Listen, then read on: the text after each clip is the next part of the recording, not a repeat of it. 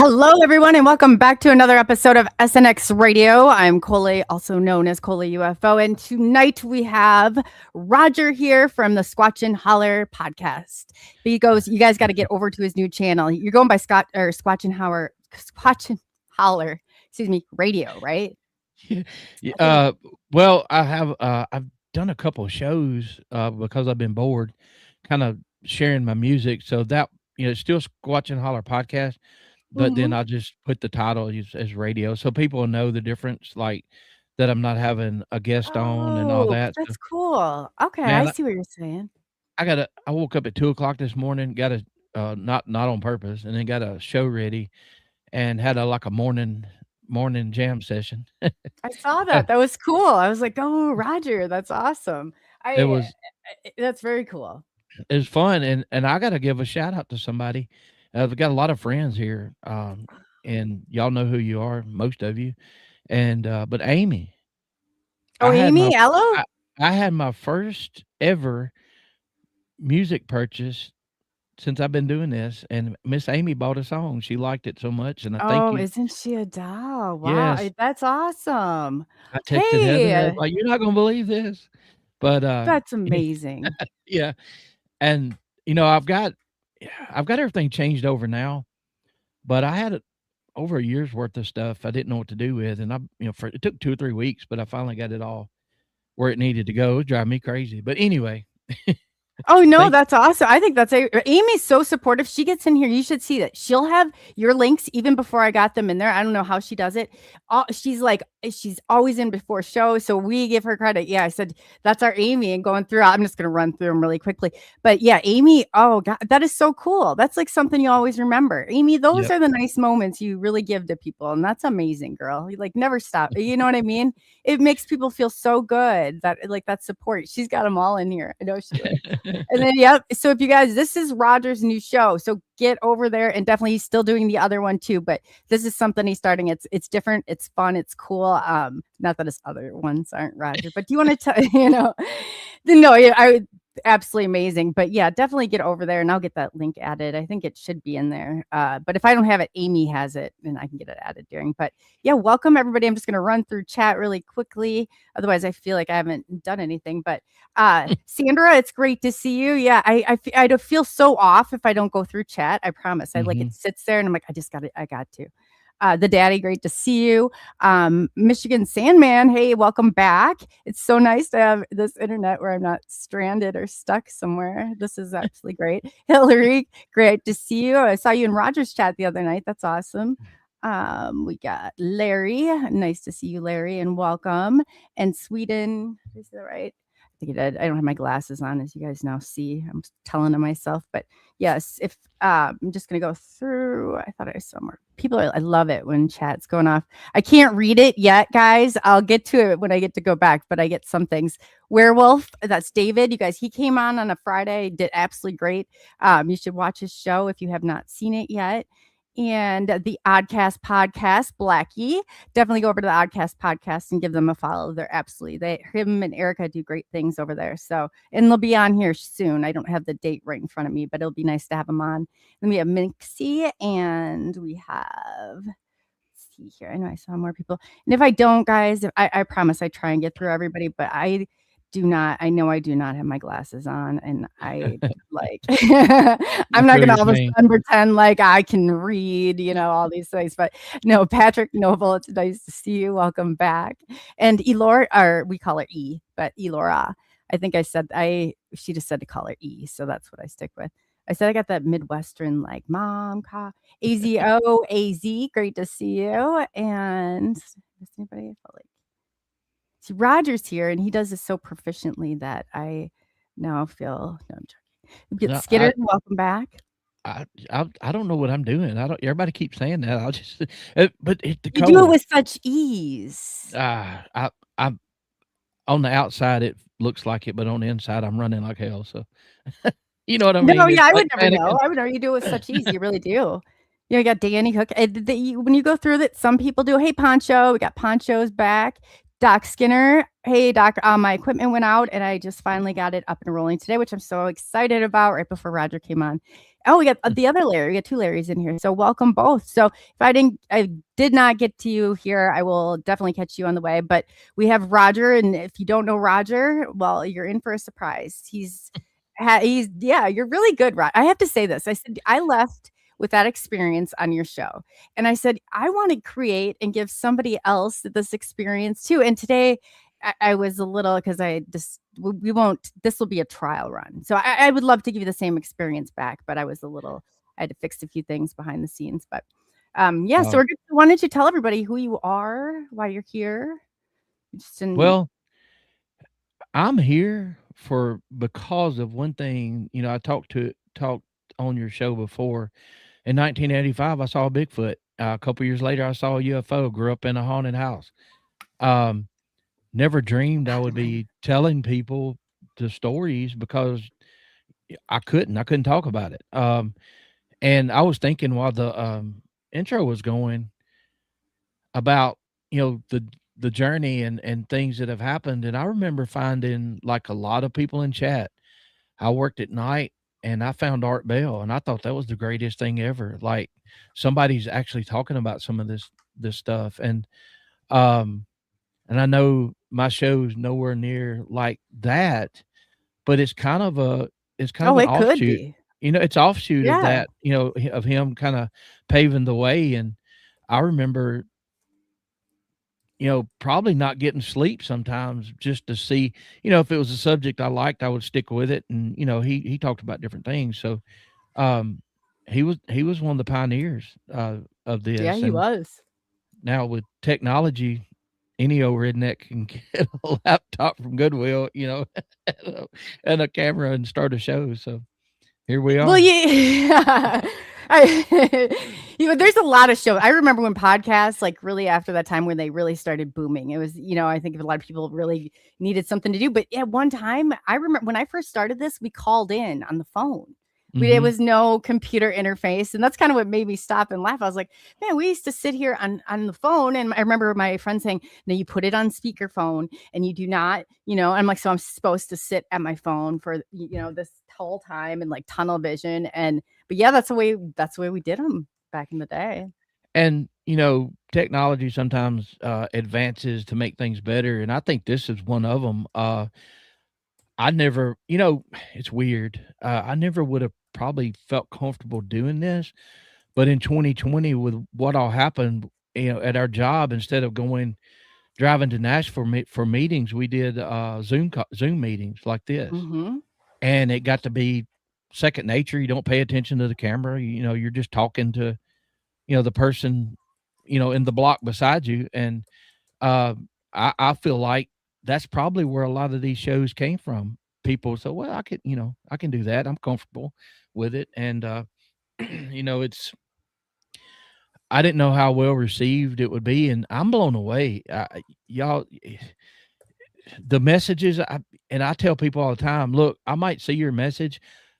I went through Messenger a couple days ago, and I went down probably a year, and I'm like, "Oh god, I didn't I didn't contact them back," because there's so many. I love it. I hope they keep coming because people to share like Patrick, Noble that's in chat, he'll send me stuff, and sometimes I'll watch it and maybe not comment, but there's so much to go through. But anyway, I don't get it, but I think, making the decision, and I'm gonna try to quit saying as much. That's one of my bad parts. Roger, are you the one that says that? Because I was saying that on your show. I noticed myself saying it, so I must have. But I thought I don't usually say I and I felt like I'm like that's kind of sounds really strange when I'm saying right? Like, and I'm like, why would you know? Like, well, that? I think I honestly think on my end, it's a comfort thing, with the person Oh, you're we talking all to, have or you know them. what I'm saying? And Hmm. um, yeah, I was like, I rewatched that. Well, I actually listened to it on Spotify because I haven't listened to that That yet. was so cool. You sent me that link. Thank you. And I was like, "Oh my god." we could have done like a count, and everybody would have been drunk. But so I apologize. I know that irks some people. It does me sometimes, but hey, that's just me. I was saying it to you though, Roger. Did you notice that? No, I was. Oh my God. I was counting mine. But y'all, I must have picked up on it. Oh man. Well, that happens. You know that. I mean, I do that. If I'm around somebody for a while, I'll pick up their speech patterns, mannerisms, and things, and then I'll realize it later. I'm like, what am I doing? I don't know what that is. I didn't even know I did that until I looked back and I said, and then I heard myself saying, I'm like, oh my God, I said, I know, you know, I didn't even notice you were saying it. And I was like, I said it again. Why am I saying this to him like this? Are you sure the ones you weren't saying weren't some of mine? Because I said it a few times. I do think it's a comfort thing when you get it. Because look, as bad of an accent I have now, if I get around the fire with my friends, y'all might not be able to understand me. I had to learn to enunciate and speak clearly at our store because I was coming in contact with people from basically all over the world, but mostly travelers from up north. And I would ask them things. And I remember one thing I had to change. My mom and dad had a store in the 70s, so everybody said it here. And they would buy a few things. And you need a sack with that? And man, people would look at me like, what? A sack, a paper bag. So I had to consciously change to bag. Would you like a bag with that? Everybody understood that. So I have to, if you notice, sometimes I slow down a little bit because if I get excited, the hick's coming out, which I'm not ashamed of it. I know Siri hates it when I ask her something. She's like, what in the world? I think it's nice. It's a welcoming Southern, the Midwest, we're like mom or dad. Everything's I said, it sounds like it gets, especially if you're loud, like I can be, and it's just like, you just hear it. So I certain people come in and I even notice when they pronounce my name, if it's somebody in Canada, they'll call me Coley. And I'm like, I just go with it, I'm like, oh, me too. Look, I don't get offended. I mean, no, my friends, we grew up. I mean, your good friends would dog you out, and we made fun of each other, and I laugh about it a lot. Now it depends on the tone. If they mean something by it, you know it. But I got called a few names at the store years ago, and hey, them's fighting words. So, but it's all how you ran by the code, though, didn't you? You ran by the code back then. Oh yeah. I mean, I grew up. The reason I show everybody respect starting out, because I grew up around some tough people. You had no warning. I mean, and the whole village raised us. You love to have an old lady. You see you do something and slap you in the back of the head, like I'm telling your mama. You got by with, I said kids days, everything is so different. I'm glad my son made it through, like he caught the tail end of it, but I thought, man, the kids that are starting now and all this surveillance and all of this stuff, and parents kept out of the classes and the schools, it's going to be a totally different world. All the technology, nobody's interacting the way they once did or socializing. Well, and if it's there when they start, they just accept it. That's the way it's supposed to be. So with definitely. us, we know it's not right. And I mean, even back in the day, in the late 70s, with, I said before, the party lines, the phones, and everybody keeping an eye on you. We were being surveilled then, but it was by that old 78-year-old lady over across the street, or it was this guy in a truck sees something, and your mom and daddy finds out before you get home. It's always been going on. It's just you can do it from 2,000 miles away or further. Oh yeah. Well, yeah, you think of everything. Laura said, was talking about a book. I said, man, everything now that's on there can be changed. It's rewritten. It's like, that's almost scary that you can't go to your Encyclopedia Britannicas or mine and check out. I thought that was so cool when you went and told me that. I'm like, I would love to have that set that we use. Right? We were talking about how when we went to school, that were both in the same, like the generational era, that you didn't. And it's just like, okay, well, now you have to have all these resources, all this. Things were not this complicated back then. They were And not. if you read something in an encyclopedia and then put it down as a reference, now you can go do research on the internet and you don't know whether it's true or not. I have no idea. And they change it. What I do is the places that I watch are the for the UFO stuff. I learned to take pictures of it because as soon as we came to websites, I found somebody who changed it, and I said, "Oh no, I have a mind like literally like I wish I still had this. I might. No, I don't have my research, and it's like all these layers and pieces. I mean, I put like up this whole crime. I was like, they're layers upon layers, and I was like, Yeah. this is the only way that you can track them because they're changing stuff. Like they are literally changing stuff. And I Yep. thought, man, It's too this is easy. not right. Yeah, it was way too easy. It's Way too too easy. easy. And well, it's just like the Mandela effect. You're like, wait a minute. I know there was this and that advertisement. Now they're telling me it's not, but my memory, uh, i it's not that bad yet. And It's you not go that back and you bad. look through pictures and, well, they said they never used it. And I know some things we changed because it may have been used or said in a movie a different way. It's just like Luke, I'm your father or whatever. Was it Tommy Boy when, David Spade Yeah. and Chris were you're talking into the fan? Well, he misquoted it and everybody went with that, and, God, I gotta quit that. So, You got no, I mean, I probably have it now too. So we'll have to quit. I don't notice when you say it. I just noticed. no, I didn't even notice in your thing you said it. I just noticed I said it. Maybe I no, got you saying it. I no. don't know for a while. We know. No, it's a bad habit, that I have, or used to I have, have now, yeah. and like I said, it's You a know, comfort no. it's a comfort thing, Yeah.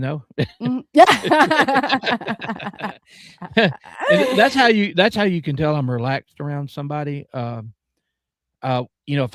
if I'm talking to my son, I'll do the same thing, or Heather. When I'm doing the show on Untold, I'm focused on, thinking 3 or 4 questions ahead and talking to the guest, and Oh, yeah. usually it's the first time I've met them, and it's a little different. It's kinda like being in a job interview, you're on your toes. Uh Yeah. Oh, yeah, because you don't know what their viewing Mhm, style's like. You don't mhm. really know too much for, like, that moment in time. I Yep, get so that. I think that's what it is. It's not a bad thing, but there's different types of personalities. Oh, So yeah.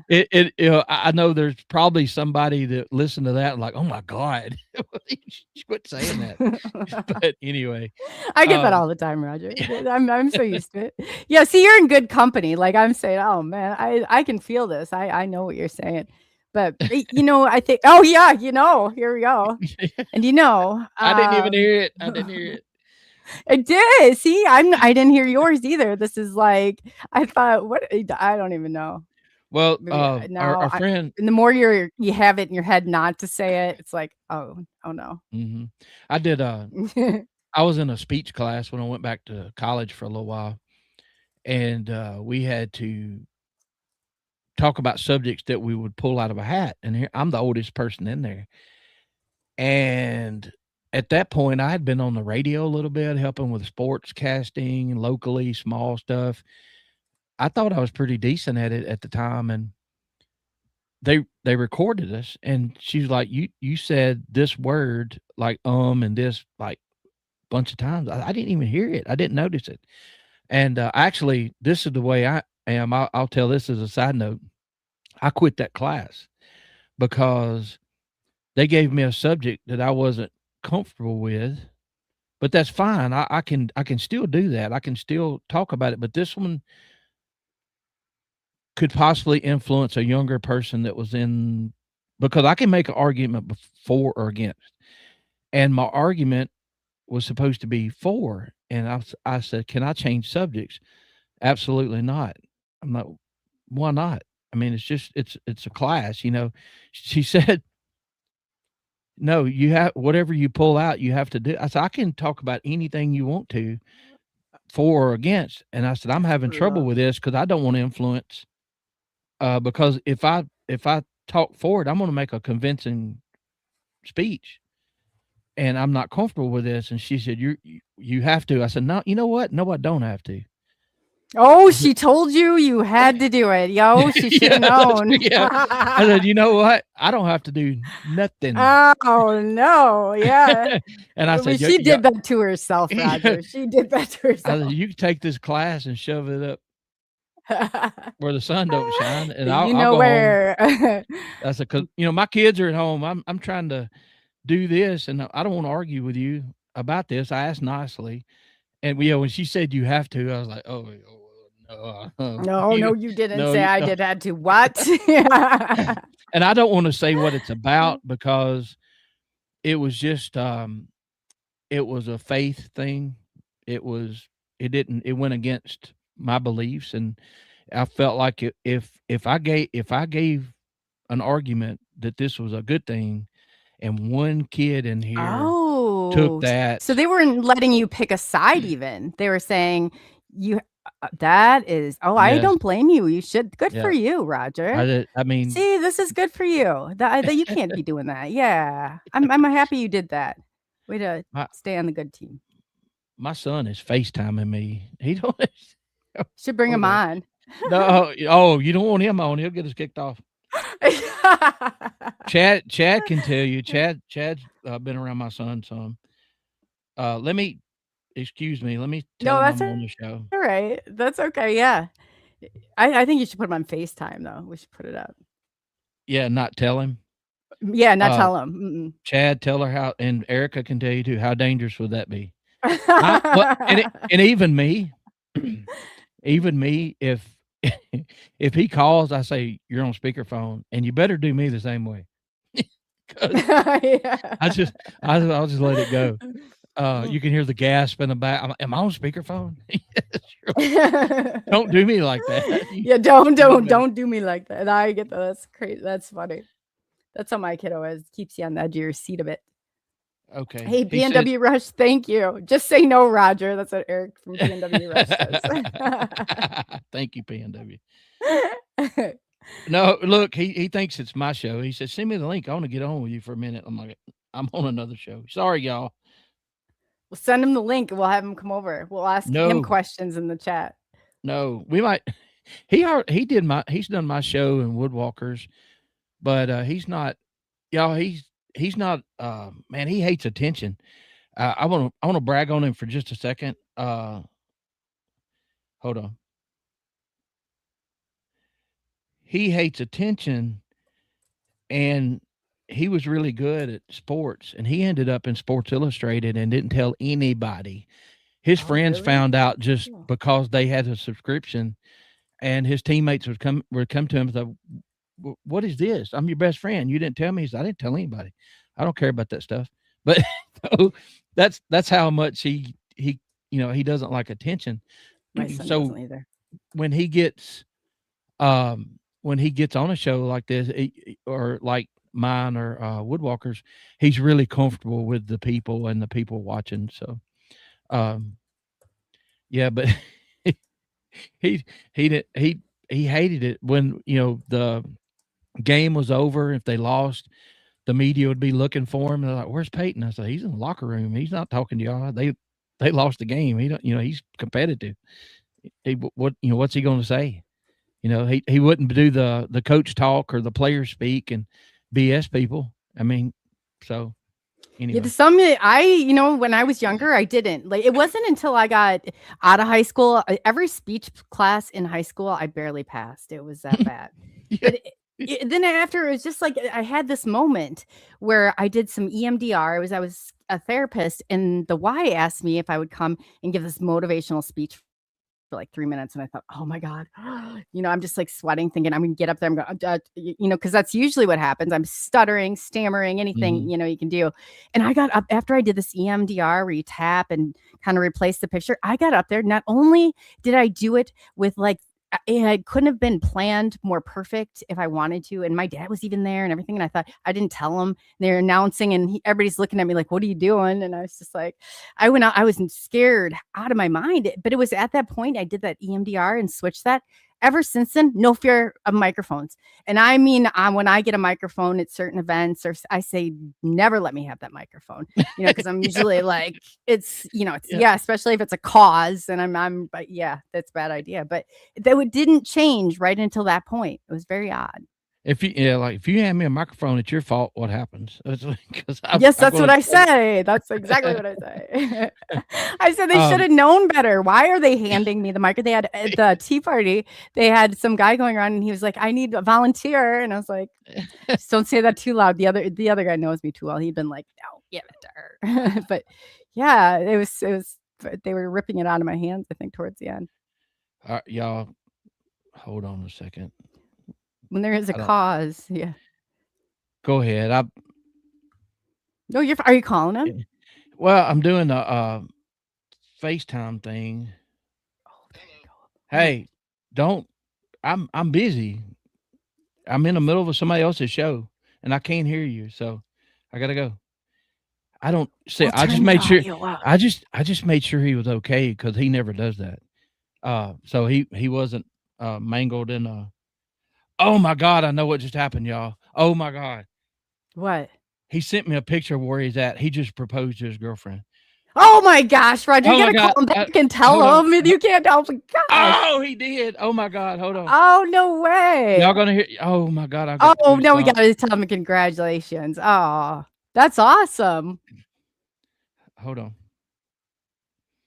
Oh man, they're perfect for each other. Really? Oh, how exciting! Hey, you're on a show actually, and I know what just happened because I saw where you're at. So, can you speak into the microphone? Hello, Roger's son. There's not, the service is horrible. Yeah, it just kicked him off. I know he told me if he send him the link to come on and we'll congratulate him. No. Yeah. Let's see Roger's son. He told me I'll get him going. If he proposed where he was going to do it, it's a beautiful spot in the south end of the county, overlooking, you can see forever. And when I saw here he is. Hold on, y'all. This is crazy. This is unplanned. Oh my gosh, that's can awesome. You hear me? Yeah. All right. So you're on a show now. What just happened? I know what just happened. I took Bree to the top of this hill out in the middle of nowhere and told her to marry me. Did you hear that? Yeah, I turned the volume up. Well, I don't know what took so long, but congratulations, Bree. Thank you. He tricked you. There's. Oh. Oh. Well, congratulations, you guys. I'm proud for both of you. There's my big light in the background. Oh, that's awesome. Congratulations. Everybody says congratulations, y'all. I knew either you was in a car wreck or something major happened. He kept. All right, I got to go. I'll call y'all later, okay? All right, congratulations. Thanks. Oh my God. Wow. So you knew he was going to do this in the near future, but just had no idea where to go. I didn't know when. Details. I didn't know when. I just knew when he said, I've got a perfect place for it. And he told me where it was at. And of course she's from Philadelphia and she loves Middle Tennessee, and her family loves him. And they're just perfect for each other. And he's been through some bad relationships and her too. So good gracious. What something. Yeah. Patrick, that's a first. Yeah. Of course he's never, I don't think she's been married either. They're like, he's 29 and she's 30. So, oh my God, y'all. Wow. So there's, a wedding in the future, tuxedos, plans. Woo. Oh, don't even say that. Yes. Okay. Yeah. Now I don't want to think about it right now. Yeah. Get the list going, Roger. Okay, I'm sorry, y'all. That was no, that was a unexpected. really cool move. That was a really cool moment. I mean, really, that was cool that we were here and we all got to hear. Like, yeah, congratulations. That is very cool. Thank you. When I said I can't get on right now. He said you need to, and I'm like, oh, he don't do this. He sent me a picture overlooking, and I knew exactly where it was at. I'm like, that's when I was like, oh no, I know what just happened. So where did he take her? Can you tell us a little bit of the details? It's a road. It's close to Chestnut Ridge. It's in between like Petersburg and Lynchburg, where Jack Daniels is. Actually, he works down there some. He's all over, but he found that road. It's close to where we actually booger hunt, and he took her riding around when they first started dating, and he's like, hey, we need to go this road and see this and see that, and she absolutely loved it. And he was talking to me about he was thinking about doing it, asking her or telling her. That's what he said. I told her to. And I said, you got to find a beautiful spot. And he said, I know exactly where it's at. And he told me, and I've been there taking pictures before for the newspaper. And anyway, when I saw that picture come through, it didn't have them. It just had the spot. He knew I would know. Oh, wow. So, anyway, so he did, how far? So your son, is he into all this or no?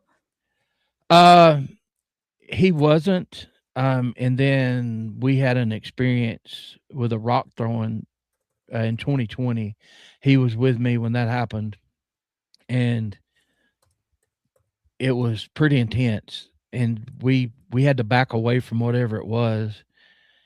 And we talked about it in the truck on the way home. And I was telling him, I had told him about what happened to me, but he never had experienced anything like that. And it was a long time. From 1985 to 2020, I didn't have anything happen either. And I hunted a lot, I fished a lot. And so, when that happened, that's what lit the fire again in me to try to figure out what these things are. And it got us going. And we've had some good experiences, terrifying experiences with other people. And we've got 2 places. We're lucky enough to have 2 places. And he basically turned me on to a report that's 2 miles from where I'm sitting right now for 14 years ago. 2 different instances. And I know the guy. So yeah. The guy that made the report through like the BFRO. No. It's just to me. Okay. He found out, well, he didn't know. He just made a comment around Peyton, and he's pretty good at picking up on things. He said, well, hey, I need to ask you some questions. And cause my son had been hunting with him a bunch, and they had some things happen. And if y'all can go, I had him on my show on Untold Radio Network about 2 weeks ago. And I asked him, and he said yes. So he tells a lot of that. If y'all go back and watch that, I don't know what episode it is, maybe 48 or 49. It's recent, but yeah, he's had so much happen to him, and by himself or with friends and me. We filled up a whole show and still didn't get to everything. But he goes with me. There's times where he said one time we had a 20-minute interaction that wasn't pretty. We were scared, and we got to the truck, and he said, because we went there for a reason, because we've been seeing things, finding tracks and hearing things. They let us know they weren't happy, and he got in the truck. He said, I'm not doing that again. I don't blame you, but he will. He goes to the LBO. I saw somebody mention LBO there. She's been there with him. So she hasn't had anything happen like that, but most everybody knows somebody or had some kind of paranormal experience. So she's open-minded. Her dad, Peyton told me, he said he wants to ask me, but he don't know how, to to bring the subject up. And I said, well, I guess I need to, but they live up north. And has he had an experience, or does he just want to talk to you about the topics you cover? Just curious about it. Oh, sure. He's more of a, I don't mean this in a bad way. He grew up in the city. He grew up in Philadelphia. But we have friends in Pennsylvania up in that area that go researching and have been doing it for years. And there are places to go. It doesn't seem like they're everywhere. There's just different variations of I think the findings. How specific are they? Do you find out? Like I had something like specific to the area. Like how are they very territorial, or do you think that they can be? I feel like from what we've experienced and what I've learned from people that's been doing it a long time, they'll bluff charge. They'll do like primates and try to run you out with rock throwing, tree breaking, snaps, huff growls, and when that happens, now anybody could it's hard to break a tree like that, but throwing rocks. But once you hear the huff growl and the deep voice and the amount of air coming out of the nostrils, you take a horse and think of how big their nostrils are when they expel air.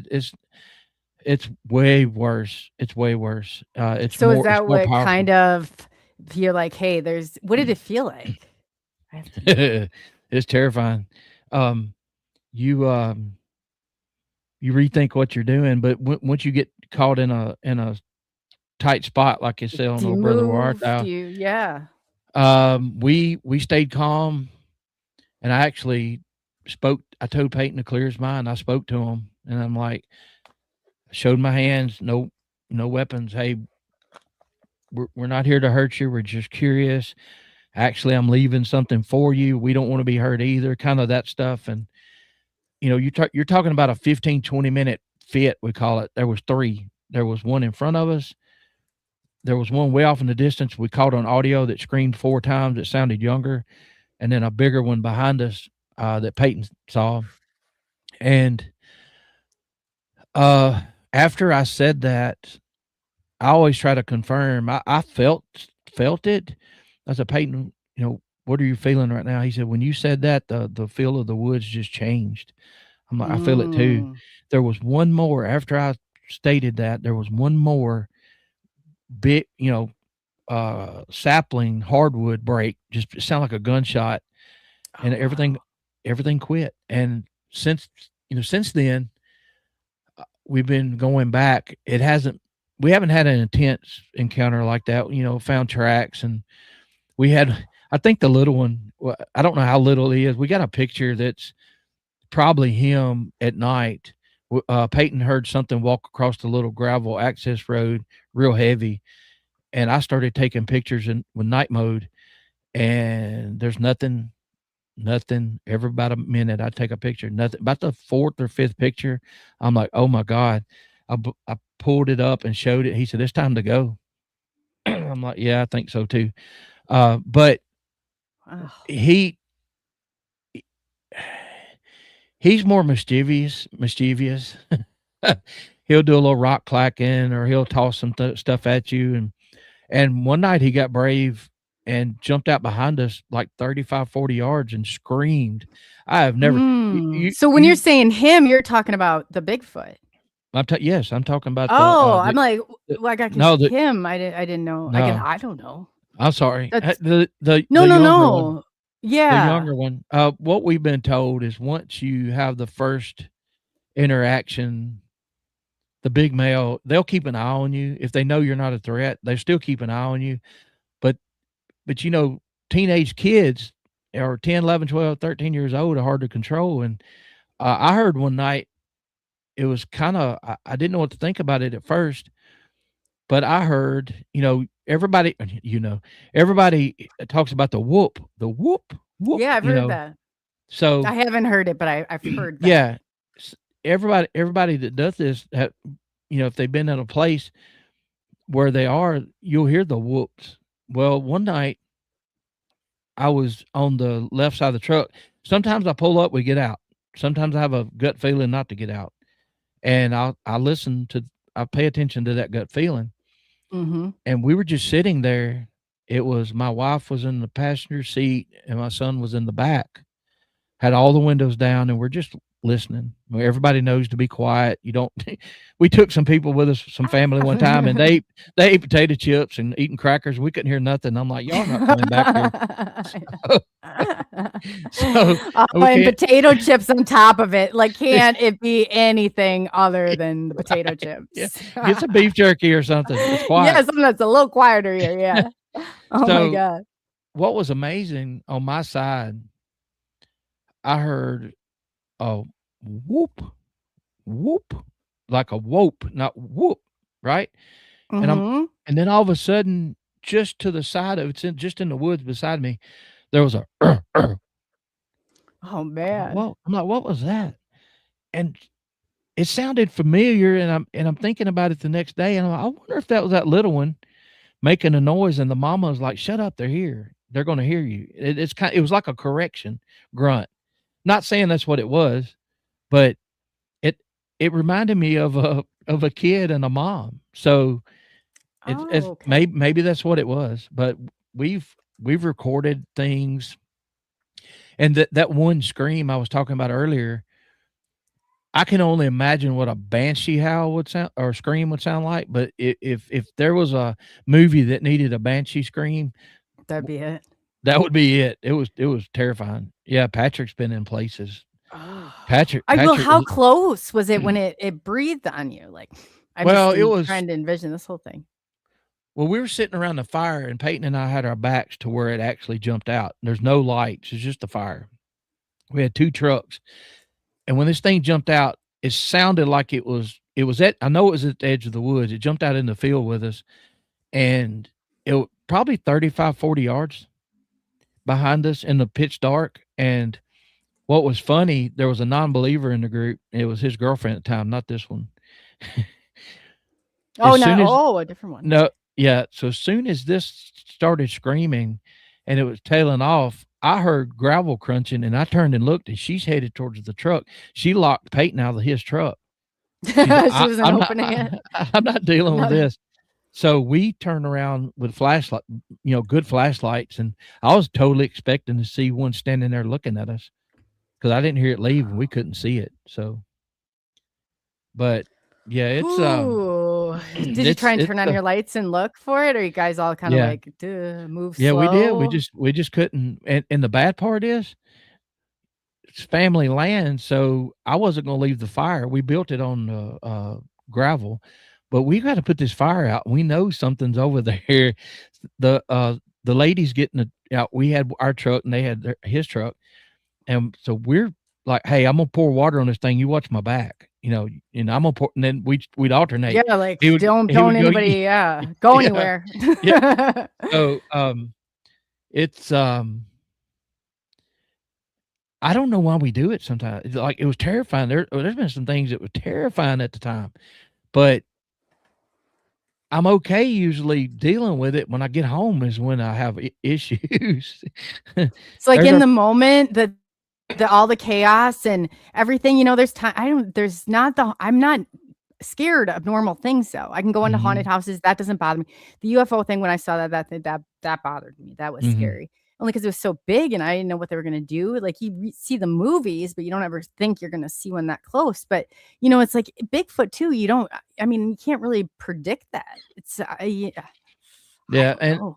And people, oh, you've had a lot of encounters. You've had it. Well, you don't know how much we've gone. We know now, like when it's this hot outside, and it's 90 degrees at 8:30 or 9 o'clock, and the humidity's high, and the wind's not stirring, nothing happens. We've never had anything happen. We still go sometimes just to see, but we usually hear, and like you said earlier, different parts of the country, you have kind of different types. Out west, and you have the bigger patty type, the big ones. Florida, the skunk ape, the smaller ones, and we have some friends in South Alabama that have seen the skunk ape type. Mark Green, which a lot of people in chat know him, his first encounter in South Alabama, this thing had its hair pulled down over its eyes, and kind of looking through, and it was peeking around, checking him out. And he was in a tree stand that's right behind him. He thought it was a person walking up on him, and it ended up being one of these things. So that got him started years ago. I think territories can overlap a little bit. In the South, I used to think they didn't get as big until I saw one in South Alabama that was the biggest one. And it ain't like I've seen 100 of them, but I've seen the one in 85, the pregnant female a couple years ago, one that was tall and thin in Alabama walking. It was totally black. My son and Greg Howes was with me that day, and Patrick knows where that's at. It was at the cave opening. And this one in Talladega National Forest was so big, I was stunned. I've heard the stories of the 10-footers. This thing was sitting on its rear end, and it was over 6 foot tall. And the shoulders, the muscles came up, like hiding the ears back here off of the shoulders, these muscles, the neck muscles, and the shoulder caps were so big. I got such a good look at it. The sun, the reason I saw it, we were driving by, we were kind of lost, and there was a beam of sunlight hitting this thing on the right shoulder and the side of its head. And what it looked like, it sat down and it pulled its arms in and turned its head slightly. And I'm looking at this thing, and I didn't even say anything. It was so big. The shoulders, Heather's got a full-size Chevy 4-wheel drive. Those shoulders were almost as wide as the front of that truck. Oh, wow. Now, when you put that kind of visual to it. And the thickness from front chest to back was probably 2.5 feet or better. This thing was massive. And I used to say, I don't think they get as big as Alabama. I was shown that they do. I don't know if this thing stood up. It had to be at least 10 foot tall. That's crazy. Wow, that's big. Yeah, 10 foot tall. That's 10 foot tall. And then that big, because it's like they're built, they're not tall and lanky. They're obviously like they got all that bulk. I mean, that is massive. I get it. Well, and another thing, the younger, this confused me because I saw the tall one, the tall, thin one, but I was told by researchers in the area, I called them on the way back home, and if they're younger, they're not as bulky yet. And I got such a good look at this one, the big one, that I could see through the hair to the skin, and the skin, it wasn't as grainy as elephant skin, but I could see the texture and it, and the, you know how muscled up human, you can see the muscle fibers because the skin is thinner. This thing looked like it had thicker skin, so it wasn't like it was defined like a bodybuilder. I mean, it had the muscle, the big muscle, but each separation of muscle was covered by thicker skin. You could see it, but it wasn't. Yeah, it was nuts. What would you say it looked like? Because there's so many different types. Maybe you're getting to it, but I always ask, because I've heard so many different testimonies of it. Some look more like us, some that don't. I didn't see the face, but it had turned its head slightly. And what happened a lot of times, if somebody catches one in the open, their last resort is, they'll drop down on all fours and they'll run. They can get away quick. They're really powerful and fast. But if they get caught like that, I've been told by many people that know, they'll sit down and pull their arms in. I was explaining to these guys what happened. They're like, they do that, right? I'm like, well, I saw one do it. I don't know, a lot of them do it, and they'll pull the arms in and they'll turn the head away from you and hope you don't see them. Because, even with hunting, deer will do the same thing. You can walk through a sagebrush field, and those big bucks and those older deer, they'll lay there and let you walk by until you get too close, and then they'll spook. Well, this is kind of what this did. I turned around and came back, and it was gone.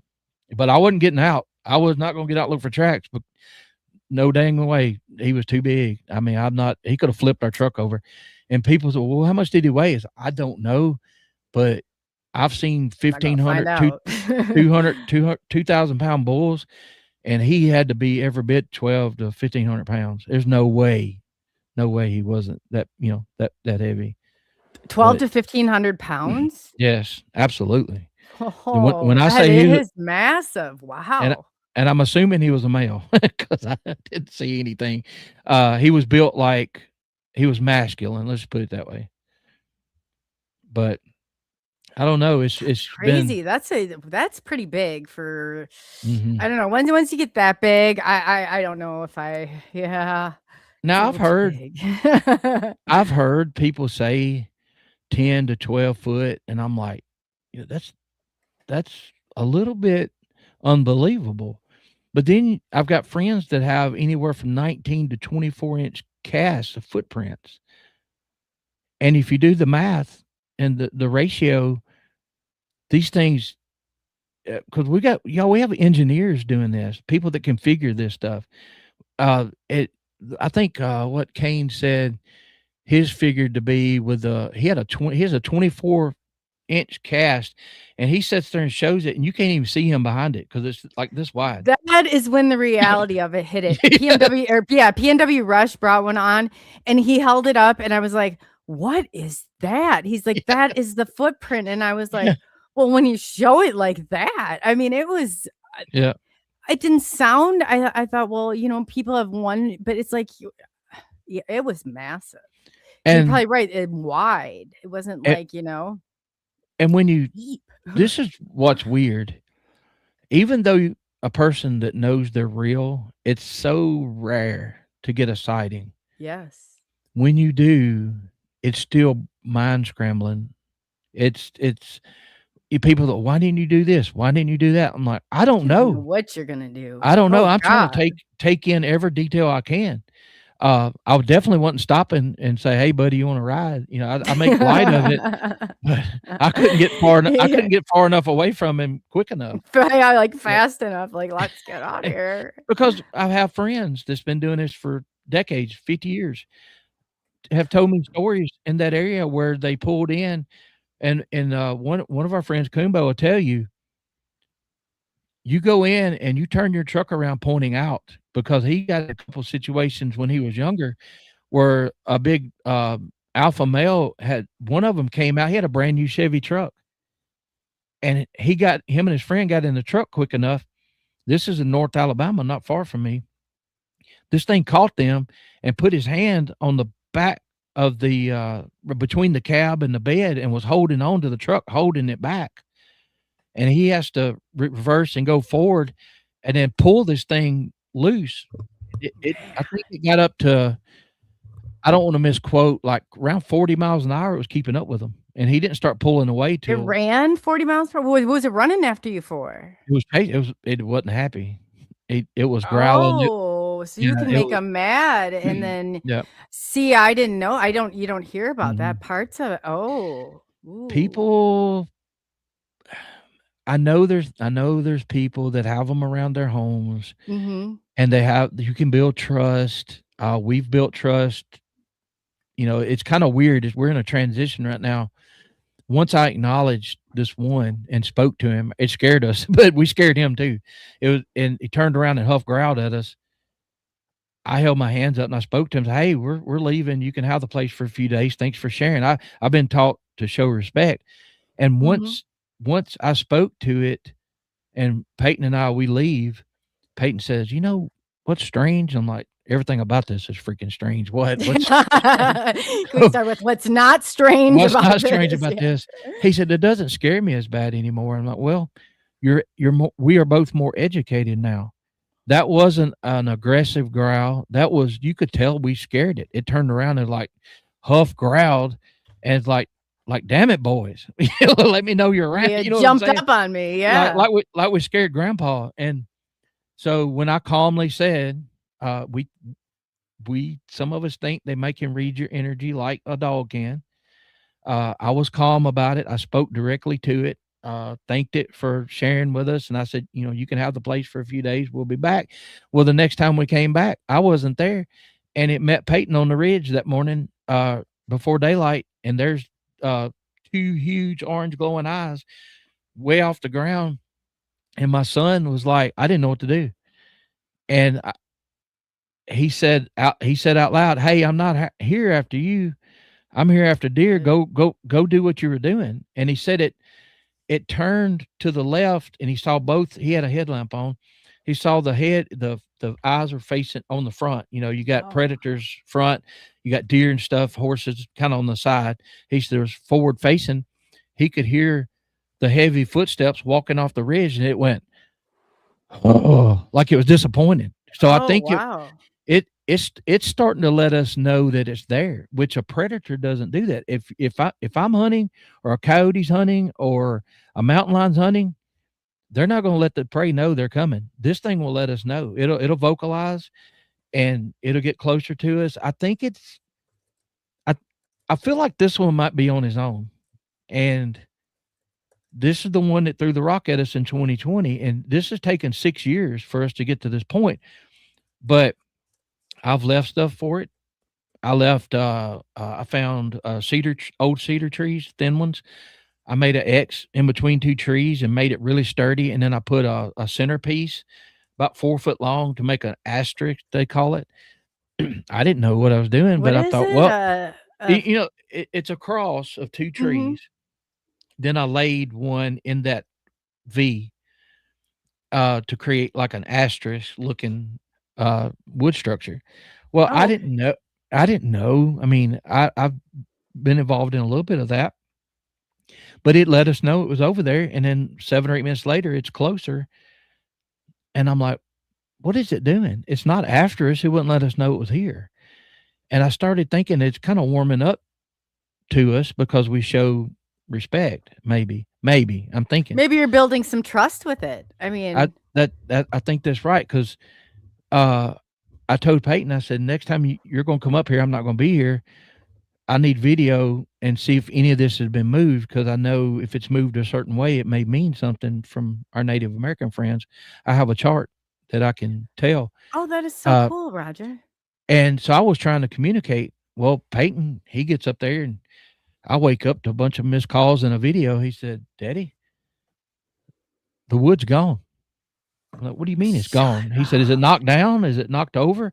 He said, no, those 2 trees and that one piece, they're not in the woods. I can't find them. So think about it. Wow. P&W Rush had something like that happen too. He had a whole tree missing. Mm-hmm. Yeah. And yeah, I found the first structure I found on that place, I found an X made out of 2 cedar trees. And long story short, I went up to him. I'm like, surely this is not what I think it is. And because I'm very new at this at that time, but I wanted to be a detective when I was younger. So I kind of have some kind of reasoning skills, you know. So I was looking at them. So then I started looking at the root ball, and well, this one here it grew here and was pushed over. But this one here was brought in from somewhere else. It didn't grow here. So something physically brought it in and made an X. At this time, I'm thinking, I don't know what this is, but I took a couple of pictures of it. And now that we've had other stuff happen, it's a lot to get into, but I feel like, just like you said, I feel like we've built trust. But yeah, it's a lot. There's so much that's happened in 6 years, but it seems like it's now. Look, this could happen too. It could be baiting us, and then I'll be on missing 411, and Peyton be talking about his daddy just went missing. So, you know, I don't know. Yeah, when you go to David Pilates, it's not always, you know, for the right reasons. Yeah, that could be. Oh, glad you don't get too close. Well, that's totally possible. That you got to keep that in the back of your mind. Everything's not what it seems all the time. You know that. I know that. People in chat know that. So I'm not naive. No, I mean, God no. Nor should you ever be. If it was a 2-pound turtle, I might be, you know, give it a benefit of the doubt. But with as big as these things are, no. If you're a box turtle compared to this, this sounds like it's huge. Like I couldn't even imagine. Can you a structure that you think it would be similar to? Like, can you like a dumpster turn side? I don't know. Well, what do you? So I've seen black bear and Gatlinburg. I've seen brown bear and maybe grizzlies out in the Tetons. Every time I've ever seen a bear, I walked up face to face with a male in Gatlinburg. I was scouting a stream to do some trout fishing by myself, and this bear was standing up. But the thing is, he was probably, I would say he's probably 250, 300 pounds, because there's a lot of hair on the bears, and the grizzly bears and the brown bear, they're massive. If you ever go to a sports store, one of the big ones, Cabela's or Sportsman Outdoors, one of those, and they have the first time I ever saw a grizzly mounted grizzly bear, and it was standing up. It was 11 feet tall, and the That's hands, pretty the tall. paws Yeah. were that big. I was like, oh my God, that's. But here's the thing: I used to tell people a lot.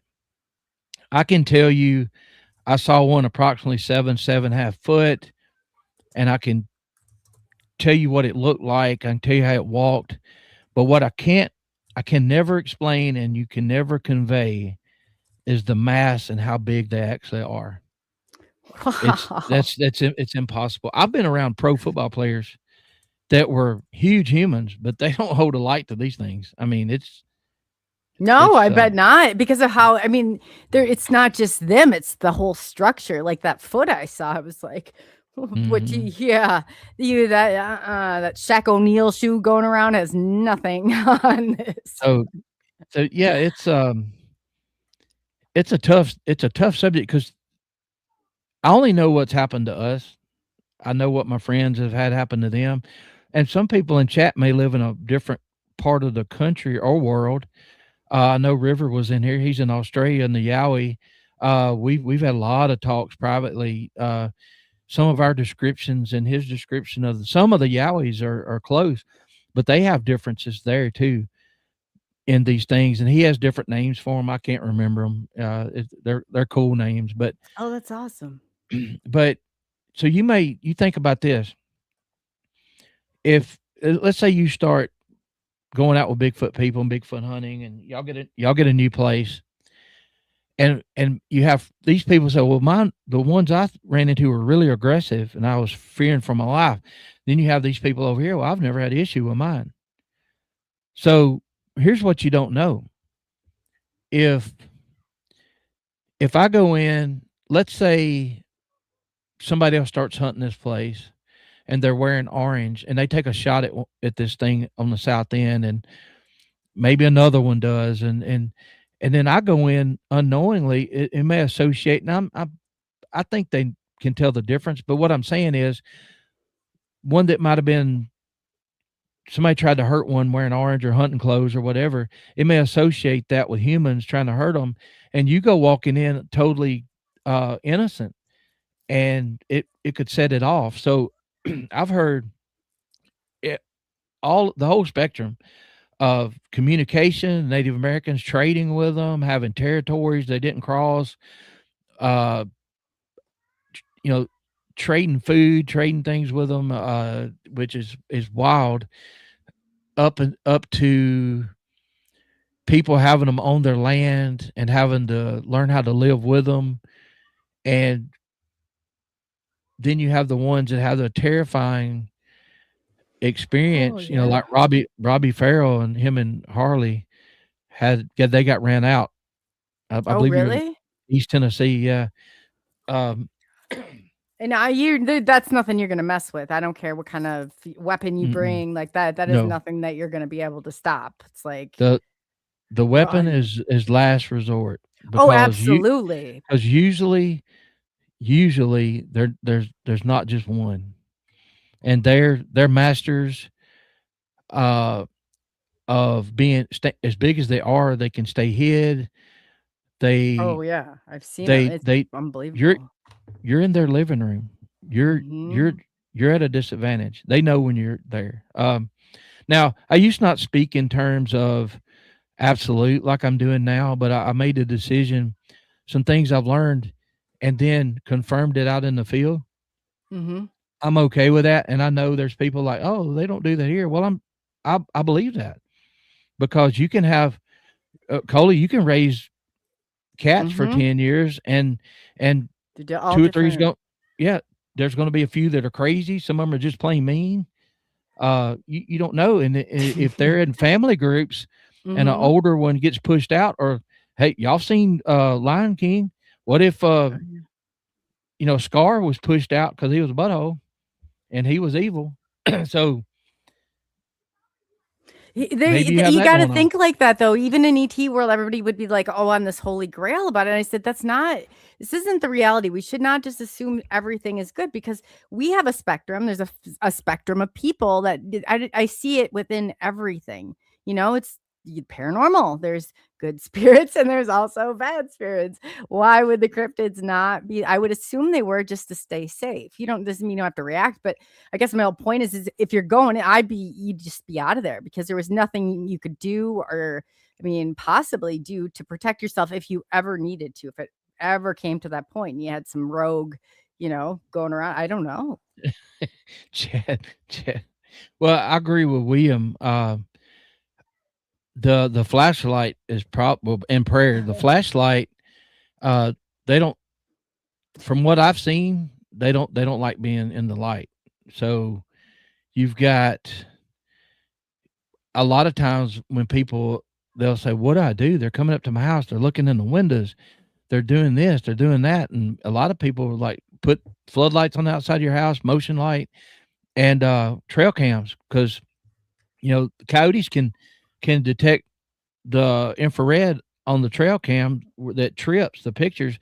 It's hard to get a coyote on trail cam. You can, but they can see that. So we feel like these things can too, and they know it's there. And I feel like sure they can. I've heard that so many times. Yeah.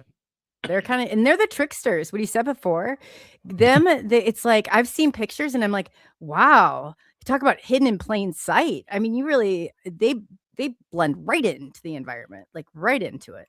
Yep. And the picture that we've got from that night is so funny. I sent it to Doug Highcheck. I was like, hey, he's a camera expert. And I'm like, look at this and tell me if this is a light anomaly or something. I know we can't really tell exactly what it is, but you can see what looks like the chest center here, and a big wide chest and a roundish head. But what was funny is it looks like the eyes are wide open, like, oh crap, they got me. It's got a look of surprise on his face. And he called me back. He said, it's not something there. He said, there's something physically there. It's not a camera trick. It's not a light trick or anything like that. So we don't know what it is, but we just know what we heard, and we know, and by the look of the face, there's type 1, type 2, type 3, type 4. And I can't remember which one. It's kind of like they call the Gugway. I don't know all of them. It's possible, River, if they got a brain. Yep. Anything's on the, y'all have heard me say this a million times. Right now, anything's on the table because we don't know a lot. We got to leave it as a possibility, and anything natural. Yeah. River, you don't know. I'm with you on this. So if you don't keep an open mind and you just assume too, and if you assume that every different type of, I heard there's a lot of distinctions between, there's albino, there's 4-toed, there's 5-toe. You're talking about different, clans, even, like, with things. I'm with you, Roger. You should, otherwise you're not going to find the answer. And then you could end up over on David Plotty's channel. And we don't want you over there. No, me neither. And I think the possibility also that there are things that we are misidentifying. Now, if I see a Bigfoot or I see a bear and I know that's what it is, I say, well, I saw a Bigfoot. But sometimes we had a guest on a few weeks ago, Carl Soup. He's in chat sometimes. Oh, Carl Sup. What's up, Carl? Yeah. His wife was born in my same city. That's how he's been coming on my show for. Yeah, he's great. And he said something about how he finds research areas, and he goes from the angle of misidentification with paranormal. Mm-hmm. And I thought that's a daggum good idea because look, if I walk in fresh, I've never experienced paranormal, I've never experienced Bigfoot, I've never experienced a UFO, and I see something, I'm in a spot just like the first person that ever saw an airplane. You didn't know what it was, didn't know what to call it. Right? I see two red glowing eyes and a banshee scream like I heard. I'm probably gonna, I don't know anything. I'm like, dadgum, I had a demon get after me. I had this, I had that. I don't know what to call it. So I think a lot of these reports, we just don't know what to call them. No, exactly, because they fall right in. But Carl's got he's got some a real good relationship with but he's worked his way through it. He kind of feels it out. But he was also witness to the Phoenix Lights UFO. Oh, really? Mm-hmm. Famous, kind of V-shaped that went behind the mountains. Not V-shaped, but I'm talking about they weren't all in a line. They were kind of no, they were kind of off. Yeah, I think there was like 5 of them. I can't remember now to see, but I do remember that. Yeah, he had said that he had seen them, and he had a UFO connection too. Next time you get him on, you'll have to be like, ask him about it. I like him. We talked backstage Isn't after he the nice? show. Yeah. Oh, very intelligent, and it's like I have these ideas. I'm not smart enough to articulate, but with somebody like Carl, you say, "Well, what about this?" And then he's just perfect. He just spits it out. I'm like, yeah, that's what I was thinking. Yeah, no, but he started off, he's in a paranormal books. I think, did he talk about that or tell you that? And he, that's kind of the route. And I thought, this is smart. Instead of assuming, why are we not stopping? Is this, you know what I'm saying? This is kind of a good idea. And I think it would really help connect him because we don't really get to see how much people have in common, what the comparisons are, because there's two separate and they're on two separate maps. If we could start and then bring them all together, Carl might be onto something here. Well, I had a conversation in the last week with one of our good friends that's been doing this a long time, and I won't y'all that know him. He's the one that worked at NASA and all that, and he had the capabilities and the equipment back in the day to build these machines, different frequencies, testing that on some of his coworkers and out in the field. What do these machines look like, Roger? Well, it was just sound. They would build. He was an engineer, so they would build speakers and have different frequencies and see how it affected each other and all that. And I was put on these machines as a child, and they were frequency machines, so I'm always trying to find information on them. I thought that's what you're talking about. So if you're wondering why I was like machines, but no. Well, we had this conversation and we started looking, like you just said, at us as individuals, and we started writing down a list of some of the similar things with all of us, things that have happened to us, things that are the way we were born, and we're starting to see a pattern a little bit. And I think they're going to put together a roundtable show. I won't be on mine, but we're going to discuss some of that. And the reason we want to discuss it because we want people in chat to say, hey, like one night I started looking at me to see what was different about me. Cause I had people say, well, why does this keep happening to you? And I'm like, I don't know. I mean, I'm just as surprised as everybody else. Are you Native American or Irish? I've got Cherokee on both sides. I just found out last week. I knew I had Irish and Scottish blood, but my bloodline, my mom she's an amazing researcher. So my bloodline goes directly back to the Clan McGregor, and they had y'all can look at, they had a tough time. They were kind of run out of Ireland.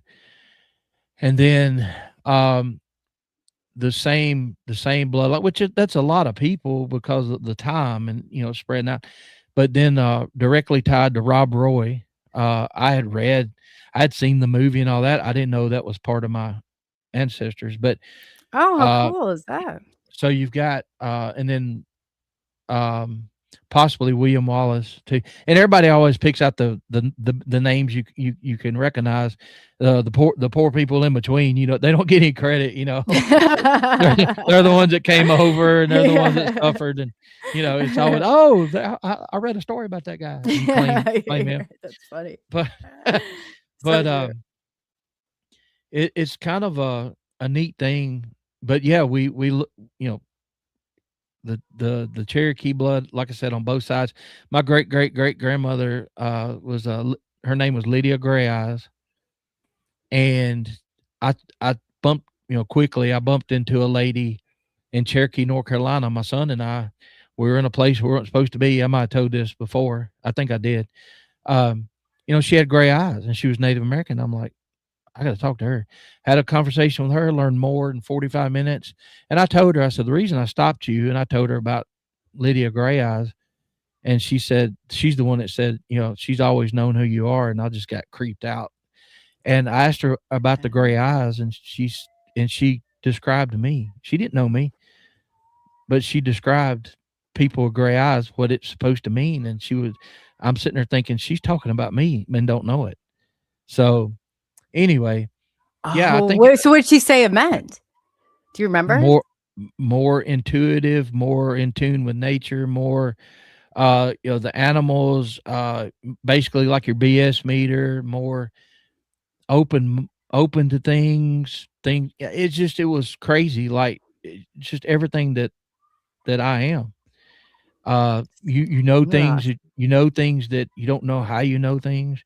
You feel things that you don't know. You know, trouble before it happens. You can feel the energy. You can pick up on people's energies, and they might be looking at you one way, but their energy's a different way. And you know what I mean? Those type people. But I don't know. And there's a lot of things with these frequencies too. I've got some friends that are testing some of that, and I had a friend told a story. Y'all know, everybody knows Greg, and he had a terrifying encounter years ago.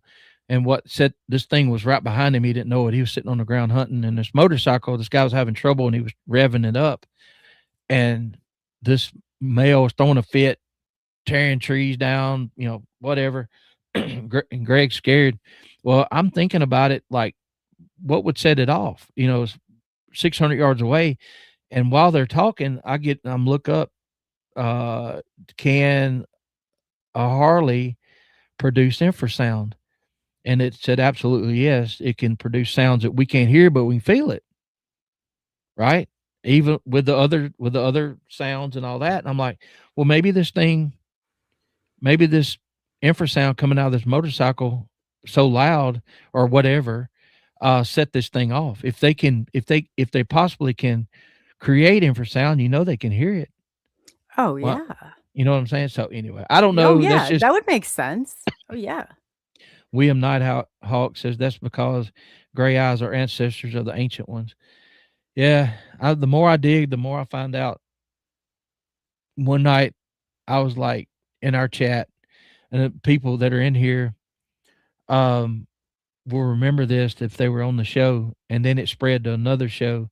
I mentioned it, and Carl was one of them. Doug's one of them. A lot of people, and I don't want to leave anybody out when I say this. You just have to try to figure out why you're drawn to this. Okay, so yeah. I asked, you know, I just found out, you know, I'm O negative. How many people? Because I've been digging into that, and you see these wild. You know, yes. How many people here are O negative? So what? Are you O negative? I'm AB negative. I'm even okay. rare. You're negative. Yeah. That's where the frequency machine comes in. If you have a friend that knows anything about or could help me answer questions, please put me in contact. It's like solving a mystery. I need to know. Well, it's like the blood thing. Knowing that O negative is on the rarer side, about 80% of the chat was O negative. I thought, wait a minute, this math doesn't work out. And then other people were like, well, I'm A this and that. I feel left out. And no, don't look at it that way. No, you gotta dig and see why you're here too. It's specific. Yes. And when you go through it, like there really is, I find people with, you know, A or B, and the negative, it's usually negative. I haven't come across the positive yet, but there's differences, and you start to understand, and that are unique to, whatever group of people. Yeah, don't feel bad about that. Yeah, Definitely no, not. this you know, you don't want to hurt anybody's feelings. You gotta. That's why I was like, no, no, no. You need I to was gonna figure out tell some things you, too. if you guys wanted, I have I pulled 100 or no, excuse me, this one's 16 pages, but I combined the experiencers, which I think that there is. I would love to know if you could cross-reference it. But it's a whole inventory setup of different things like that are their questions that they asked. It was that the government wanted to know with the Mm, MUFON team and with the Roper poll, which is Robert Bigelow, yeah. what he wanted to Oh, know, and I put them all into one. I'd love to see that Yeah, I'll send it to you right away. because So you have that. I've always felt different. I talked to my buddy the other day, one I've talked to for years about this stuff, and I used to lay out in the woodpile looking at the sky in wintertime, and not, I felt homesick before. This wasn't that strong, but it was kind of a feeling like that. And I've always wondered what I'm supposed to be doing. It's because nothing feels right. I mean, this feels right, just talking and kicking it around. Sure. But then you find out my eyes are blue, but sometimes depending on the light, they look a little gray. So do mine. That's the Yes. Irish side. Yeah. So and look, I know it's not a big deal to people, but to find out where your bloodlines trace back to was just so fun. I mean, like I have people across the world that, they might not be good people. I don't know. They might think I'm a hick too, but it's just, it's just another piece of the puzzle that I know. It's still a lot of unanswered questions, but at least I know more now than I did a year ago. I took a blood test and a DNA test. I wish I never had done. That's a long story. I found out, people know this that watch my show. I found out, a lot of people have the Neanderthal DNA, but mine's on the higher end. And then I'm like, well, I wonder if these things sense that. You know what I mean? I don't know. You think that, I guess everybody's different, but if you start to put an inventory together like that, let me know, because I would love to like find a way to incorporate. And I think just having some of this data is like, okay, like low blood pressure, sometimes that's a thing. I'm trying to think of, Hold up. there's like a whole. I run 1 degree cooler than normal. Yeah, I do too. Oh yeah. Yeah, Oh, yeah. I yes. think I told that on your other Lower show. blood pressure is the thing too. I didn't know you ran a degree lower. I thought you I had lower do. blood pressure, but yes, I go it's a I go to the thing. doctor not feeling real good, and they're like, "Oh, you're I never have a 98.6." I fever. said, "Well, I have a fever because I would usually run 97.6." I'm like, "Oh, really?" I'm like, "Look at your charts. It's 90. It's 1 Yeah, degree but lower." according to them, they'll be like, "You don't have a fever," and I'm like, "I don't have a fever because Well, I'm not." I start off at a lower number when you try and explain this. If it's not in there, I thought, "Oh yeah. man." And they look at you like you're nuts. Yeah, I I'm like, know. and see, that's Okay. not something I read. I just noticed it over the years. I'm like, why'd I run cooler? Hmm. And I have They no always told idea. me it runs in my family on the Irish side. My grandmother Mhm. never sweat when she would be outside. It was like they didn't have that. They're always a degree cooler. That Minxie Whatever. says she's 97.6 normally. 99 is a fever for me. Absolutely. I feel if I get a 99, I'm down. I'm like, oh my God. Yes. But that degree makes such a difference. I don't know why, like, that'd be very confusing if they, but like the medical people, I'm like, I always have lower blood pressure. Ladies, like one time, how are you still up and staying? And I'm like, I start off way lower than normal people do. It's how this is happening. I don't I, know. William's such a wealth of knowledge. Thank you Oh, he for is. sharing, What's that? because we don't get to talk about this. I've got some friends, now that I can talk about it, and it's still, you don't want to, they know that I'm serious, and I'm careful with my words because I don't want to offend them. They're like, "Oh, just talk, shut up, just talk." I'm like, okay. And I'll ask serious questions, and they laugh at me. But I love learning some of that, just that comment he just made. My chat About his got mom. or went for forward. Yeah, I've been looking back to see what it was. Well, he was just talking about his mom having gray eyes and how she had abilities. Oh yes, So, no, that is so I I've learned. interesting. Is she Yes. Irish, or can you tell us? Oh, she is. Okay. Wow. No, I'm just that was William. I'm just saying, finding these, like you said, these maybe patterns or other people that have certain things the same. You know, like Blackie said, this is 97.62. Oh, he's low too. Yeah. We should have a chart going here and see what they are. I pull up some of the Yeah. other ones now. Yeah. I would love to see that chart you're talking about. Oh About yeah, the I about could the email it to you. questions. Well, if they're Here, we looking pull it in, up. if they're looking into that, there's something to it, or they think there is. I Right? know. That's why I said that MUFON Star Team, they were calling me daily, sometimes twice daily. And I'm like, they want to know something. So I got the questions from them, the ones from the government, and one from the Roper poll. The Roper poll gets a little bit tangled, but the only real qualifying, other than some of the stuff, because we added some of the other, like, the qualifications, sometimes your face shape. I mean, there is a lot Mhm. to this that I did not realize was there. And I was Mhm. like, wow, I'm glad that I did come across this. But the main one is, have you been in close contact with a craft for a period of time? And there's Mm. some other ones that are in there. So So how that's like the close UFO. would they consider contact? That's where it's not specific, but Mhm. it must be, if it's close enough to that they could, enough for them to put them into that kicks them to the next tier then, for like a Well, qualifying question. I don't know whether to call it encounter or sighting, but like I said, it wasn't just a light way out there, and I'm like, "Oh, it's moving funny." It was like it was close enough. I knew it was it was UFO. Had the classic shape. I made a picture of it and got kind of 95%. It was glowing hot, orange, like metal that was hot, and the way it moved, and this lasted a good couple minutes. And like I said, when it left, clear sky, it just left no doubt. Like it wasn't one of ours. Let's put it that way. There was no propulsion, there was no sound, which it took me 30 something years to figure out. I didn't hear a sonic boom, and it left very quickly. I should have heard a sonic boom unless they're manipulating the atmosphere and somehow. It moved almost like it was so smooth. It was almost like that Chapel Hill light I saw that was magnetic. And that's where I got the idea with the way the bottom was shaped. I even sent this to Art Bell like an idiot. I kind of handwritten and wrote it out. No, that's cool though. Yeah, I'm glad you did.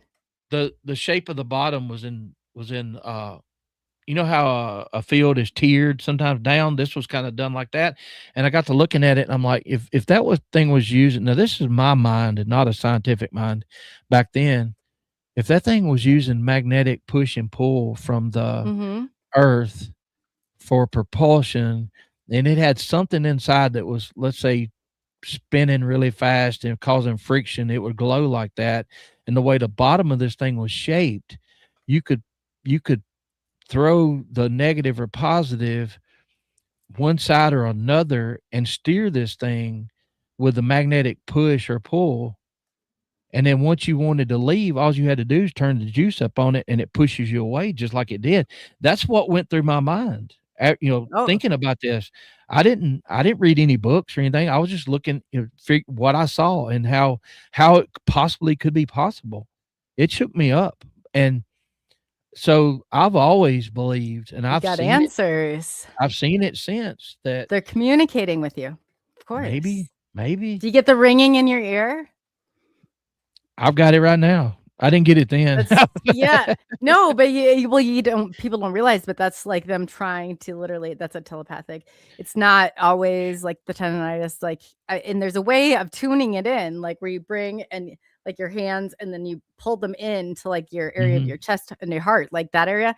And there's a breathing, they want you to do the 4, 4, and 4. And then you can, I thought it was crazy until I was able to do it once. What did you just say? 4?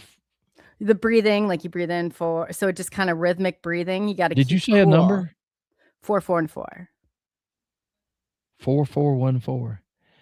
I was just told this past week when I'm hurting to focus on the area I'm hurting and repeat 55515. That is crazy. I've never heard that before. This guy told me he was part of MUFON, and I sat there and did it. It felt Oh. like endorphins released. I almost got emotional, but I've never heard repeat numbers like that. And he said 555 53515, and then you just spit out 4414. And I'm like, whoa, I've never heard this before until this week. And now you're so what does the 4414? It's for. I thought it was like I thought it was like No, you're good. focus. I guess that was, That's when it does it, I don't know, because it kind of tunes in whatever, and that's how I was taught to do it. So I pull in, and it's just kind of, and I think then you can focus your mind is what I think is maybe behind it. But I don't know. no. I've seen weird numbers in clouds Yeah. that have meant that I know when rain's coming, it's 47. So I never exactly, and so there's so much that's hidden. And so much, it's like when I find something, I figured out like how to call them in, how to do all that. And some guys like, did you do this? I said, I just did what worked. I went, they didn't have names like C5 for it. They didn't have those names back then. I just went and I found what worked. And it happens to it was way similar to how they do it. So did you ever doubt yourself before? I mean, you know what I mean? Like, okay, I've done this. The reason I'm asking is because I did. Seeing this stuff, the paranormal stuff that's happened to me, which is way too much. Not every day, thank goodness. And but it's almost like I can read energies of a room or a house or a crowd, and I can spot trouble. I'm a people watcher, and I can spot trouble. We stayed out of trouble because I told my friends, if we go somewhere and I tell you we need to leave, we need to do it right now. And if you don't, you're just going to stay there. Look, I can look around and watch and see the way the room is, the people, and how everybody's interacting, and I can spot that the person that's going to cause trouble in a little while. And it helped me out when I worked at the jail. There was a few times where that inner voice was like, you need to be careful. And it helped me. That's all I'm going to say about that. Like Forrest Gump. You got to follow that gut instinct, though. You're very instinctive. So what do you think, like when you walk into a room, because you have the gift of sight, I don't even know if you probably realize that you do. You're able to see past, like, into some other realms, I'm sure. Every experiencer has this ability to some extent. And when you told me that you're Irish, I thought, oh, he's got the Irish eyes. You probably can see. Well, I've had some weird stuff happen, and I don't understand everything. And there's been times where I might have been dreaming or whatever, but the thing is, there are certain feelings. Yeah. You know what I mean? That come along with some things. This is like Robbie Farrell is in chat. The first time I ever met him, he shows up. He has a big knife. I'm sitting down. My neck is exposed. I kind of felt his energy. He wasn't. You know what I'm saying? I wasn't. I didn't feel threatened. I didn't feel like he had a bad energy or whatever. And I'm just sitting there. I'm not doing everybody like that. I'm not gonna, you know what I'm saying? It's like Robbie was like, I was like, hey man, what's going on? And I said, hey, can I see that? Cause I love knives. We used to sell them and all that. My daddy used to make them. And I'm like, oh, cool. It's just, but there's been times at jobs where I see somebody have one and I feel the energy and I'm like, you need to back up. You need to go put that up somewhere. But anyway, hold on. Repeating 5515 may help some people focus or relax temporarily, but there's no scientific evidence. I think what I was told was it might have been a military thing.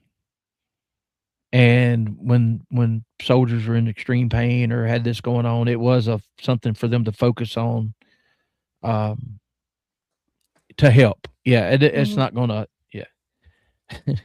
What were you reading? I was reading. Yeah, right. I Yeah. had frequency machines that were they were tied to the Monroe Institute when I was a kid. That they ended up being raided. This farm. It's a crazy story. But it had to do with my blood type and these 3 frequency machines that they like. And I've always trying to find like clues to it. So as soon as I see that, I'm like laser sharp. That's what I go. Me too. What I'm trying to find. It's like we all have our own answers in this. We're trying to find. And that's the good thing about the shows is that, I see some great comments here, and you can research later on your, I'll make notes or whatever. Yeah, I don't know. So what would you do? So I found, since I told you real quick, what would your advice be? Especially we're doing what we do. I tracked the guy down. That there was the FBI raid where they have these machines. When I was a kid, we went there with my grandmother. We both had AB negative blood for whatever reason. And I found him, and I've been so nervous to call and be like, hey, if it's name, I have everything. I even found him on Facebook, but I don't think he's very active on there. I'm like, if I call, I have one shot to get it right. I possibly could have one shot. That's if he's receptive to it. But and then I'm like, I want to record it because I want to have it and I can go back if there's anything, and I think, how am I going to do this? And I have to do it, but I feel like, God, I don't want to mess it up. Yeah, well, that hesitation may be your gut telling you it's not the right time. You know what I mean? Yeah. That's a point where. But why? Yeah, because I've had this information now for like 2.5 months. Why haven't I picked up the call? I thought maybe I was me being like a big baby about it. Kind of. Everybody kept saying, do you need to know? I said, yeah, I've been asking, and everybody, how annoying would that be if I've asked everyone on here for the last year, and then I get it, and then I don't even, track them. I got to do this. Oh man, I don't have the answer. I have more questions than answers. And a lot of times when people ask me advice, I go, look, this is what I would do. Doesn't mean it's right or whatever, but I know what feelings you're talking about. But there have been times where maybe I've been scared to do something, but then another inner voice says, do it. You know what I mean? Like, jump over the hurdle. And so I just feel like I think mine's saying do it and be planned for it and have a way. And then I was like, well, I need an evidence. I need somebody to hear this so they can, I don't know. I don't know. I thought if I need this or this is answers, I just don't want to go in and screw it up either. Cause I can be a little, like I got to work my cool technique. So knowing how you operate, if I say, Coley, don't do it under no circumstances, do not do it. You're going to do it after the show. Be like, you won't do it. You won't call. Okay, we're calling right now, Roger. We are calling right now. You need that little push, right? Yeah, the little push is the oppositional. Oh, you're not going to do something. Oh no, he did not. Just tell me. Oh God, it's like a sickness all on its own. Yeah, gets you every time. Yeah, I got some stories I can't tell about how I've motivated people in the past, and that was why I like coaching and teaching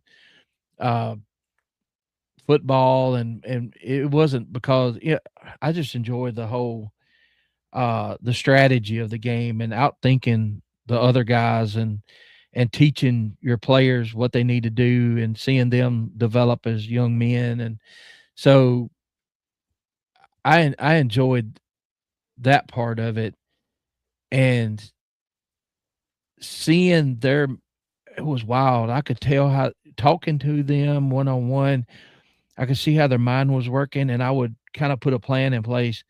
Like, this guy needs help here. This one needs help over here, this way. And I treated them all the same, but different. You know what I mean? Each one of them, there's different motivation, and these people that try to motivate every single person the same way, it doesn't work.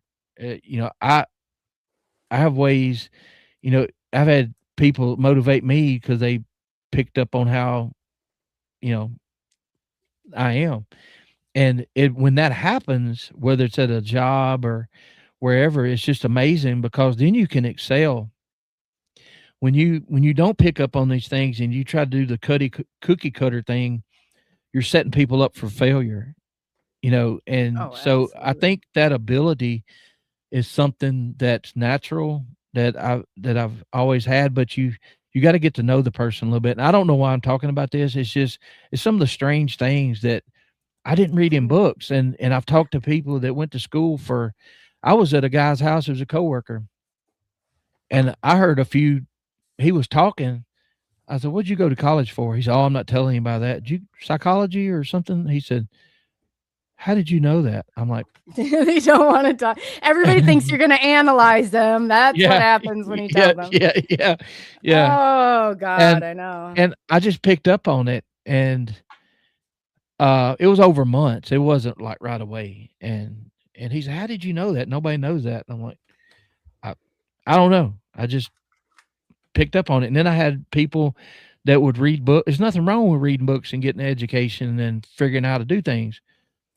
But they would ask me, they're like, "Where did you read that at?" I'm like, "I just made that crap up. What are you talking about?" Like just your download. You knew it.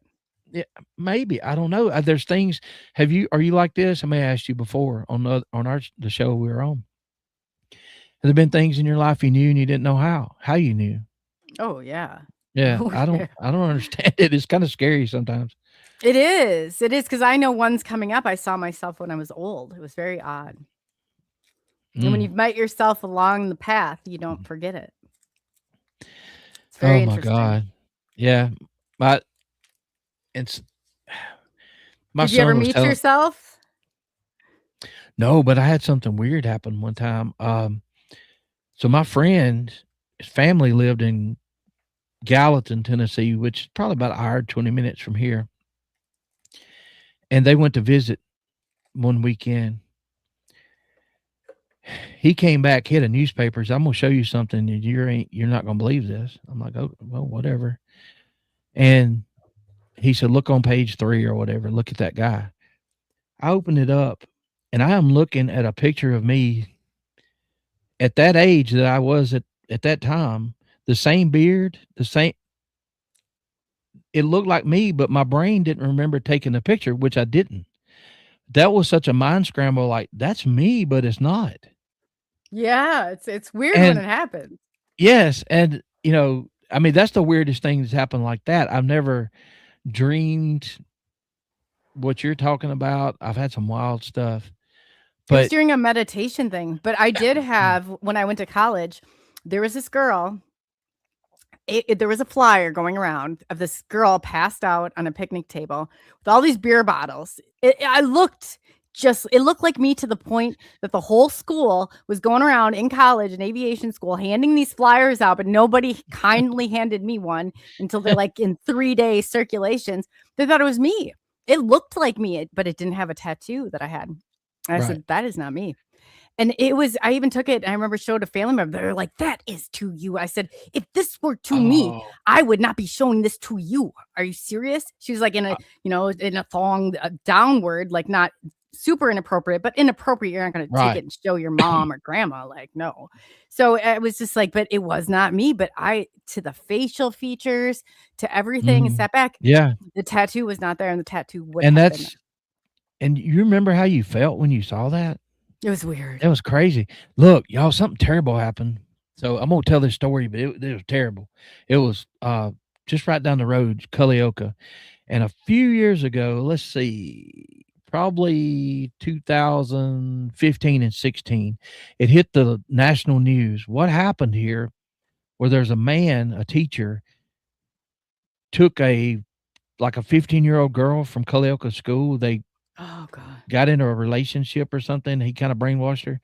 They chased him all the way across the country, and they ended up catching him in California. Well, he had he had the same thing I have here. It was a little longer, and mine was too. And I wear sometimes I have a camouflage visor and all that. Well, my girlfriend at the time, it was all over the news. It was all over the internet and whatever. And somebody posted a picture of him and her in his classroom, and that one of the students had taken like a year before or whatever. And she said, "Oh my God." I said, "What is it?" She said, "This looks like you." I said, she showed it to me, and I'm sitting there looking at it. I'm like, "Oh, it does." I said, "Who is that?" And she said, "That's that guy they're looking for. That's the girl that he kidnapped. I think she went on her own, but you can't do that, right? So it's kidnapping. Right. And it's a terrible Right. situation. Oh, God. Terrible situation. So, but the thing was, once that picture hit the internets, I had to shave all this off and quit wearing my visor because I would go in Walmart and these people were doing double takes like, that's him. Oh my God, they thought it was you. Yes, they thought I was Oh him. my And I'm like, gosh. somebody's going to end up calling the police or they're going to end up, whatever, and I'm going to be in trouble. So I ended up shaving clean here, and I put that visor up for a few years. I wear it now. But she sent it to her mom. She said, look at this picture. And her mom in Alabama thought it was me and my daughter. She said, okay, why you send me a picture of Roger and Keely? That's not them. Wow. She said, yeah, that's him. She said, no, it's not. So yeah, I had the doppelganger. What's your thoughts on doppelganger or like doppelgangers? There's a show. There's a show that oh gosh, I'd have to look it up. They had like this transitional world. There was one where there was like everybody who had one on this side had another on that side. Mm-hmm. But one of the others, they were like almost like, if you broke your arm, then they'd have to break their arm, or they and they'd start to kind of swap them out. Their governments. It was really I thought this, I feel like, is possible. I tell you something that's always intrigued me. I don't know why, since you brought it up. Or I've read books and watched movies, and if they talk about timelines and alternate universes, I'm like a kid in a candy store, like leaning in, and people are like, I don't understand that. I don't understand why this and this affects that. And I say, I understand every bit of it somehow. I know, it makes sense to me. Yes, it does me too. God. And that's the strange part. Everybody else, I don't like this. I don't understand it. I'm like, well, what's wrong with me? I understand. It makes sense. It literally makes sense. I was like, I wonder if it's my other. Yeah, I know. That's oh man. And now we got the Marvel universe has kind of broke into that, and it made it more interesting to me. The what do they call it? The something verse. I didn't hear this. So Spider-Man, there's different Spider-Man and different timelines, and they meet each other, and they have discussions and different Batman or whatever, not Batman, but it's the something verse. What is it, y'all? I know we got some fans in here. The multiverse, something like that. Yeah, and so you have the Spider-Man of the past talking to each other, and then they're realizing, I'm married to Mary Jane in this one. Well, I'm not. And they have different lives, they have different everything. And the multiverse, maybe. Yeah, maybe that's right. It's something like that. Sounded right. Yeah, Minxie says multiverse. Yeah. And I just saw and now I'm more interested in it because they're getting into that. I just saw a trailer for the new one coming out, and at the end, Thor, I wasn't a big comic book person. I saw this. Oh gosh. Yes. And see, Captain America is the only one that could pick up the hammer, and Thor was like, what the heck? So they're standing there at the end. Oh yeah.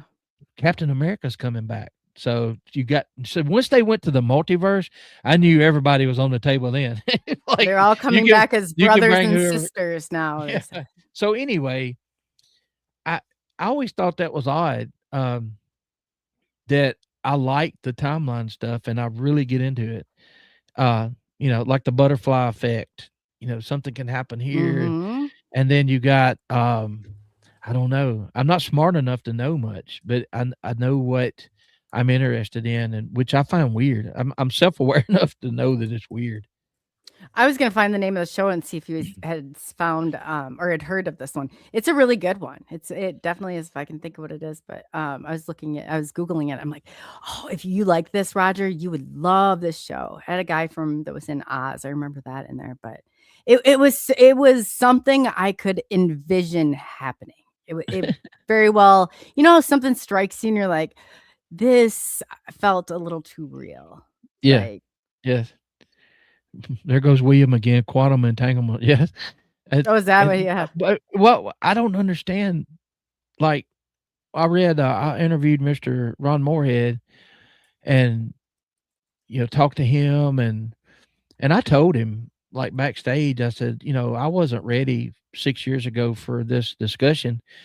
I never thought I would be reading quantum physics and things he talks about. I didn't study that in school, but I kind of understand it, and it's weird to me. I And started it's too. As soon as I had I'm not even joking. As soon as I had come in contact with that first UFO, I had Einstein's unified field theory about like I had not. I took maybe a general but you would not believe some of the stuff that it was just like unbelievable how you change at those moments. and one of my friends, he got a really high IQ. I do He's too. Yeah. he said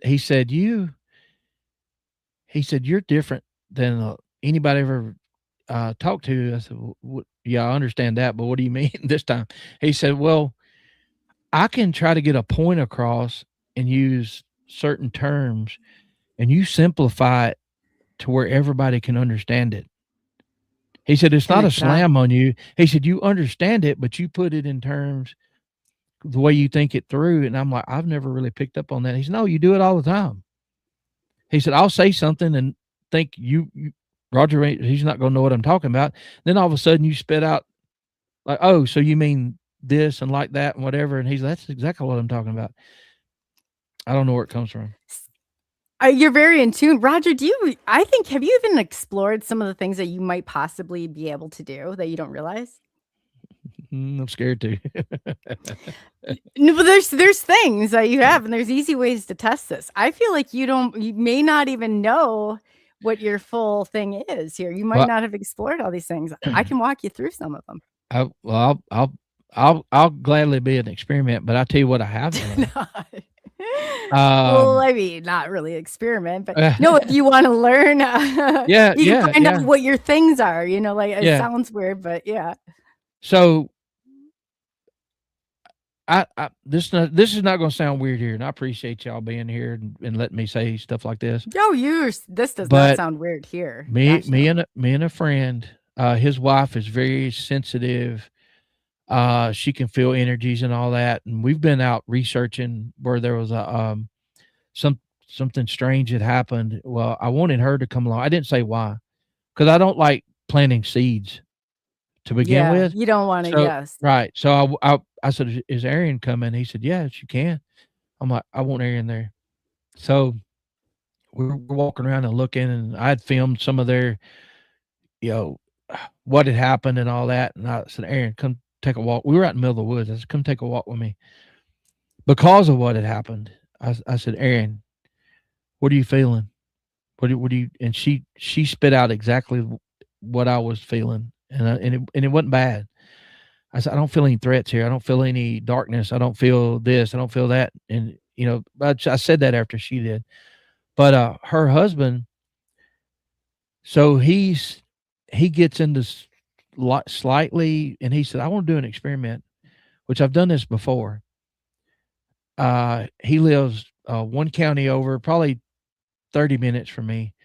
And we've experimented with remote viewing, where I'll project something to him or vice versa. And it is crazy how close it gets.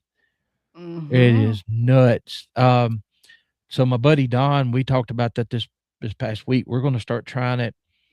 I used to have dreams, and as a kid, and I became self-aware in the dream that I was dreaming. Then I could start controlling the dreams. And then if I want, it didn't happen every time. Then if I wanted to fly, I could fly. I could visit different. And the thing was, I didn't understand. Now I don't understand back then. Now that we have drones. Do you remember what somebody looked like and what they sounded like? Or how did you fly? Oh, I would think. Like, what did you think that got you there? I don't know. I saw a movie. And it was about dreams back in the 80s. And they were talking about controlling the dreams. You can control your dreams. And I started thinking about that. Well, soon after that movie, the first time, I'm like, wait a minute, I'm dreaming. Because I know one way I can tell that I'm dreaming, there's a couple ways. I can look at a clock, turn away and look back, and it'll be a different time. I can't use a cell phone in a dream. I cannot dial a phone. I cannot run a cash register like I used to do for years, something technical like that. So if I need to test if I'm dreaming or not, I'll do something like that. And I'm like, well, I'm dreaming, so I can do whatever I want to. It doesn't always work, but it has worked a lot. The first time I flew, I went over our house, and then I would go over the neighbor's house I'd go to, the next town over. And the thing is, this is before drones. This is before a lot of your helicopter. And it's not, how did I know what a bird's eye view looked of these houses and streets and fields and cows? And you know what I mean? I don't You're understand. a traveler. Roger's traveling too. know. Yeah. We should get a list together. I can give you even ways to do it now, Roger, and you could test it out and see if that's the case or not. I'm game for it. Long as, here's the only thing I won't do. I'm not ever gonna. I don't even be in the same house as a Ouija board. No. You know what I'm saying? That's just my limit. I'll try anything else as long as it's not. I'm not summoning a hitchhiker. You know what I mean? So no, God, no. But we're not gonna make you play with the Ouija boards or anything like that. Right. I'm being funny, but that's I'm open to anything else because there's something going on. I just have never been around because my buddy Don I talk about, he's done everything. He's done the regressive hypnosis. He's told me stories. He did that to as a local lady, and she said her name was this. Back in the day, she lived in another community, and if something terrible happened, they went to that community and they found that grave. That woman's that she said she was, they had never been there. No way. And so wow. I don't, I don't think I would want to. I don't want to be hypnotized. Yeah, you don't have. Oh yeah. I've never gone to, but as a therapist, I was a therapist for 7 years. I understand how easy the point of suggestion can come in, and just getting somebody in a back and forth conversation, you can raise the dopamine, and then engaging them, the serotonin. And if you just like push on their hand, then you can release that oxytocin in their hand or in their body, and they're in place like a state of sedation. And it is so easy to do to people. And like when our clients came in, I started to see how all this worked, and I was like, oh, so we're like kind of putting them into that state like that, and creating those. Yes, it is very different. There are certain triggers that I know that could be dangerous. That's why I'm always now, I'm not saying, I mean, I kind of recognize when things are happening. If somebody's trying to manipulate the situation or me or whatever, and I'll do something to kick back. I'll either make a joke or use a word to let them know. I had a situation where I worked, and this guy just gave me the heebie-jeebies a little bit, and I'm like, he didn't scare me. I was like, something's up with this dude. And then he was in the office, and I'm like, why'd they let him in the office? And he's got all of these women enthralled, like, oh my God, how'd you know that? What are you doing? He said, well, she said, he's telling us things that are going on in our lives. I'm like, oh, okay. And I'm looking at him, and I'm watching him talk, and I'm like, he's lying. I'm picking up several just with textbook. I used to go in the interrogation rooms. I was taught a few things, and so I'm watching. I'm like, he's full of crap. So I acted disinterested. He let his guard down, and I watched him for about 3 months, right, playing the long game. Yeah. So finally, he was doing his thing, and I walked in. I said, hey, because I made sure I didn't say anything, to give him any information. I said, do that with me. He looked up at me. He said, I don't know if I can with you. I said, I know you can't. I said, y'all, he's pulling y'all's leg. I said, he sits out there and y'all talk loud and he listens to everything you're saying. He comes back 4 months later and you're like, well, how did he know that? He's full of it. This guy's full of it. I called him out right there in front of him. I said, what you're doing is pitiful, dude. I said, you've got them trusting you and believing you. What's your end game? Once you gain trust, what is your end game? What are you shooting? And boy, he didn't like that because I called him out, and but most people don't. But I mean, you did the right thing. But anyway, he just look, if there's somebody legit, I'm okay with that. But if you're lying, It bothers me. yeah, I'm not okay with that. No, I'm not. I'm not either. I am not either. And if I found like it, I take it as I take it as a huge insult because I'm like, here I am, and if you're being deceptive or you come in like, it really bothers me because I try so hard. We're sticking to the truth, and if I don't feel it, especially this, you're like putting your name on that, and it really feels like a betrayal. I guess that would be the closest word I could put to it. Yeah, it's like a slap in the face. Yeah. Like you think I'm an idiot, and Yeah. I'm gonna show you that ain't happening. So anyway, but look, I do understand this too. There are some masters at this stuff, at the deception, right? And those are the ones you have to be careful with. But and then sometimes it's like 3 days later, you're like, wait, what did he say? Oh, but anyway. Oh gosh, yeah. Anyway, y'all, it's just I don't know. There's so much to this, but yeah, I would if you could help me understand some things. Yeah, I mean, Maya would be a good one too. Maya and I like Yeah. she's really because she operates outside of the and she's very good. We can between the two of us. I bet we can get you on. You got all sorts of fun things. I bet you don't even know how to do. Well, I'll tell you this. It doesn't happen all the time, but how many times I used to like to play poker with the guys, Texas Hold'em and all that. And I didn't care about if we played for dimes or quarters or whatever. I was out to conquer and win. Yes, I was watching them and then picking up in whatever, and then doing my thing to act like like the shell game, right? It was fun, and nobody's getting hurt or whatever. But I don't know how many times I knew what my cards were before I turned them over. Oh yeah. I just keep thinking of that lottery ticket, Roger. The lottery ticket. Oh God. I'd get a flash, and it's surprising every time. I was at. Do you get a feel? Have you ever felt if your palms, your hands get cool, or when the cool? Can't remember what it's called. Did you ever get in that, or can sense things by moving your hand over top of it? Feeling the heat and stuff. Mm-hmm. Oh yeah. Yeah. I'll tell you something. I shouldn't even tell this, but sometimes I don't know why I do this. I go into maybe I'm hurting a little bit my hips. I've got arthritis, a new hip, and it's bad. And it's just, it's a lot going on right now. Has been for about a year and a half, but I can't do a whole lot physically. And I'll go lay down and I'll turn the lights off, start my breathing.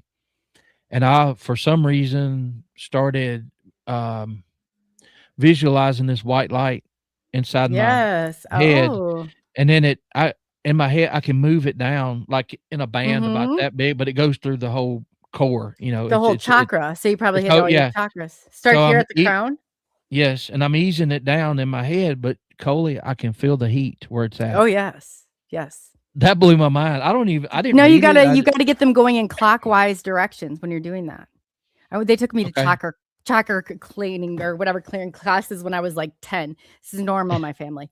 That when you're going over and doing it, you want to go clockwise to get that energy, and then you get third eye, your throat, and you're like you just go down, and then as you're doing that, notice because that especially once you get here, and if you need to at first, just kind of like. Make the motions out front of it, but you can eventually, your mind has enough to where you can get a hold of that and it'll all come down and then you let it go down to the ground. Yeah. Through your feet. I wasn't surprised at imagining the white light, but what surprised me was feeling the heat where it was at. And I do it. I do it every now and then. And like you said, I have people, I told this story. This was crazy. I was working for the Tennessee Lottery. I was in the middle of nowhere. There's a little store. This woman came in, a little short lady. I'm talking to the owner. She's behind the counter. And I looked over and said, "Oh, I'm sorry." Kind of I'm like, "Go ahead." She's, "No, I'm enjoying listening to you talk or watching you talk or something." It was kind of weird. And so she bought her little whatever she bought, and she turned around and looked at me. She said, "Can I see your palms?" I'm like, Yeah. So I held my palms out, and she looked at one, she looked at the other, and she looked up at me, and she said, "You don't even know, do you?" I'm like, and she's looking at me like she'd been watching me. I felt it. And I said, "What?" And she started leaving. She said, "You'll know in time, when it's time." And I'm like, "Who does somebody like that?" And I never knew. I still don't really know what she's talking about. Then I found out about the M's in both both palms, what it possibly could mean. I don't know. I would love to have more of my palms read, but I have the M. I just have the one in each. I've heard things about it. I can't quite remember like what they said about it though. And it goes along with what we've been talking about. Do you have a piece of cartilage in your ear? This is a thing too. I've found it. I don't know how many on different experiencers that have this. Like, I have this weird like bump in my ear that's like cartilage. That just no, but one of the things is weird. I have a missing piece. Maybe that's where it was. That's when I was on fire, and it melted my ear. Oh God. We'll skip that question. You might have had it, Roger. Roger was on fire. Oh my God. That was my, with ease you told that story. I was like, oh, Roger, that would be, and you were, you were so, it was amazing how you told the story. I said, Roger, you're on fire. Well, hey, the hard part's over with. If I had told you the story like 8 hours later, I probably wouldn't have been as calm. But nobody else was calm. I'll tell you that. I go get towels, go get, and I was like, yeah, I was the calmest person there. Oh man. Whew. Oh my God. But it's I tell that story sometimes because of what happened and what triggered me to run with my eyes closed. That felt like a cold fingertip, and I don't know what that was. I feel like it was either a guardian angel or whatever, but it wasn't my decision. It was like my body just reacted to that. So that, yeah, but you said, you're like, do you consider that that was a near-death experience? I drove with a dead man. You don't always, now you don't go as far into that, but you think, when you think you're going to die, that is a near-death experience. You might not have left your body. You do in some way. I don't know. Time slowed down for me when the dead man was driving, but it was like, when you think that it slowed, it was really weird what happened. What kind of reaction did you have? Was it like everything kind of slows down, even though people are, you're kind of still maneuvering through? It's not like you're quite moving the same speed. I'm standing in the middle of the fire, on fire, and I'm not moving. I got my eyes shut. I accepted that this was it. I accepted it. Oh God. So I would, if that sensation, that cold fingertip touched me right here, I would have stood there and just accepted. I didn't know where to go. I thought I was engulfed totally in flames by all the, the heat and what my skin crackling, popping. But yeah, the time did slow down. And the pain went away. I don't know if it was endorphins hit, but the pain didn't come back until I got out of the fire and stopped and opened my eyes, and then started getting the water and all that. But yeah, that is one of the most. That is, and just the fact that you survived through that and that whole thing, and you just went running like through, right? And then you got with my eyes shut. Yeah. Didn't know where I was going. I missed a tree. I missed 4 or 5 cars, ran in between a car, and my sister was sitting on the porch in the dark. Like close, just a few feet in between the car and truck. I ran right by her in the dark on fire, and she never saw me.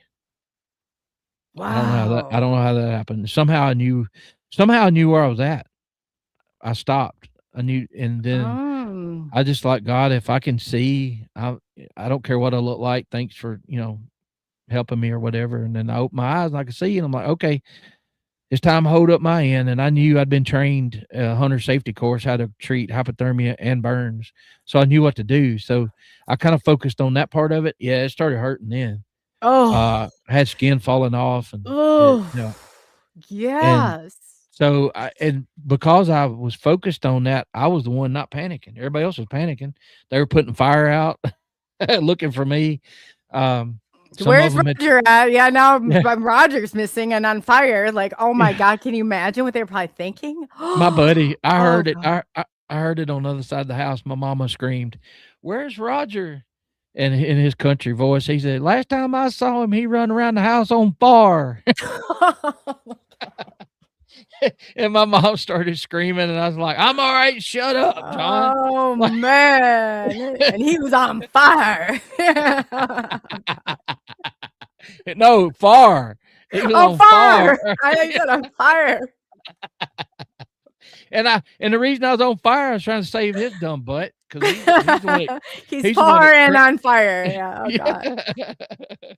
But He's on fire. yeah, I mean, it's funny now. I mean, but Amy, it's okay. Look, I told Coley, it ended up being one of the best things that ever happened to me.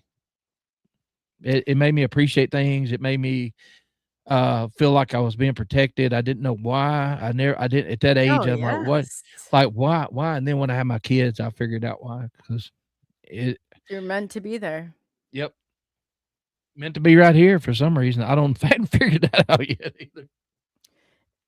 No, I mean, you are. I mean, you are definitely meant to be here. That's not even a doubt. I mean, don't you think that you're here to do bigger things, Roger? Have you found your mission yet? I've always felt that way. And I don't feel like I'm doing the wrong thing talking to people about this stuff. You just might not know exactly what it is yet. Some people have not gotten, and you'll start between the next year. We're supposed to there's some odd things that are coming forward, but I think you will. Have you ever asked though? Have you ever asked? ET's a good one for that. I didn't have anybody to ask. I've never had anybody to really talk about this stuff. But yeah. Oh, okay. I see what you're saying. Yeah. Y'all, I just knew that with the training, how to treat burns, I knew that I had to get cold water on it quick to draw the heat out. Because if you let the heat go deeper, it's just like cooking a steak. You can take a steak off the grill and lay it there, it's still gonna cook. But so that's what your meat does.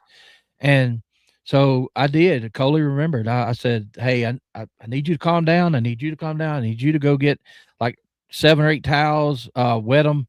You need to get some ice and put in some. You need to get some wash rags, and you do the same thing. You calm down. You're going to drive me. You're going to ride with her, my mom, and keep her calm. I'm going to sit over here." I turned the air conditioner on, and I laid those wet towels over the air conditioner. And every time the towel would get warm, I would pull this one off the air conditioner and replace the burn, and I just did this for 20 miles.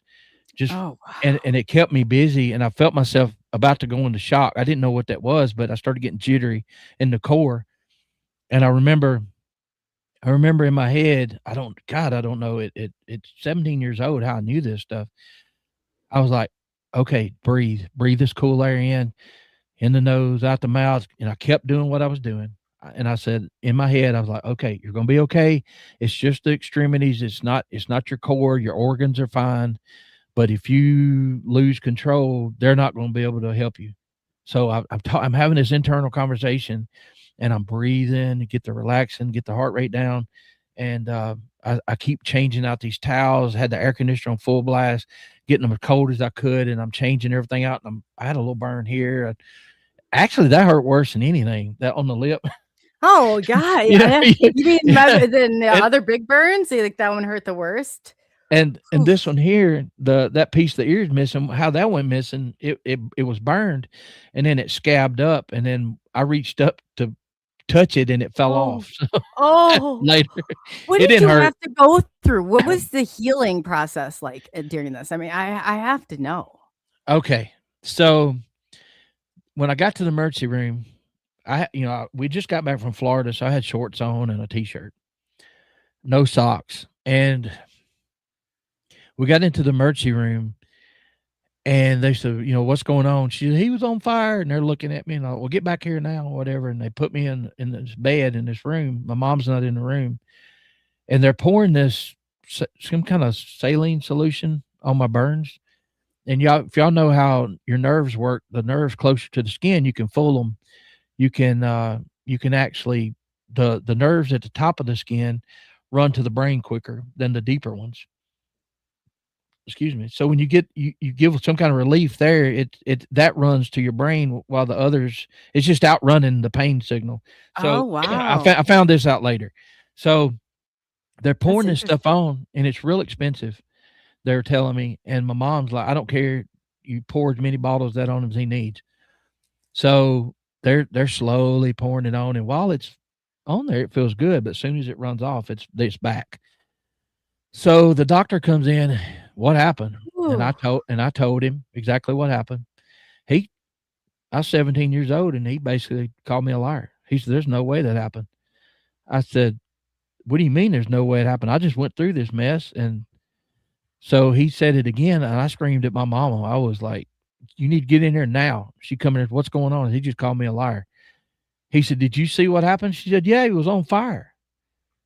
His skin was on fire. He was lighting up the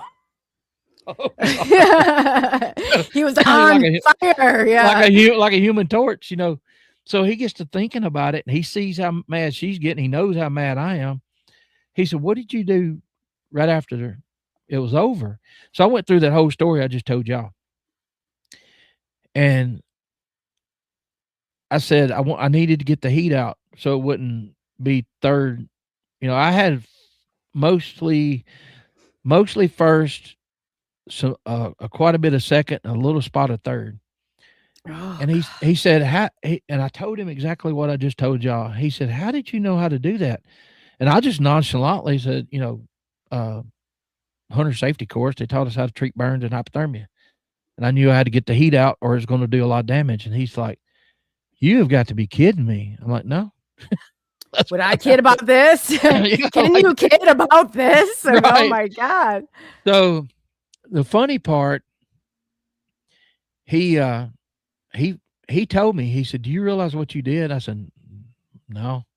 "What?" He said, "You saved yourself. What you told me, and the gas went on you on fire, and it put itself out. It burned out, and you didn't put it out." He said, "You just saved yourself from severe 3rd-degree burns and surgeries. You can't even see the scar now. I've got a tattoo on my left calf with my daughter's name." Yeah, I didn't even tell the tattoo artist. It gets a little thicker, but you can't see it. Sure. I can see it. I can tell where the line runs down the middle of my shin, and I know exactly where, right my knee all the way down to my ankle, and then around the backside. When she started drawing on there and everything, I'm like, "Oh, this is gonna be interesting." So she starts with the needle, and she jumps back a little bit. I didn't say nothing. She starts again. She 2 or 3 times. She said, "Your skin's acting funny." I said, "What does that mean?" I said, "Is it taking ink?" She said, "Well, yeah, but it's acting weird. It's kind of bouncy." I'm like, it's kind of bouncy. I said, "Well, that's it's a little extra thick there because that's a burn scar." "Why didn't you tell me that?" I said, "Because if I'd have told you, would you have put it there?" She said, "Well, no." I said, "That's why." I said, "Now you got to finish." I wanted it there. Yeah. Yeah. You can't leave me hanging now. Right. So I went back the first visit.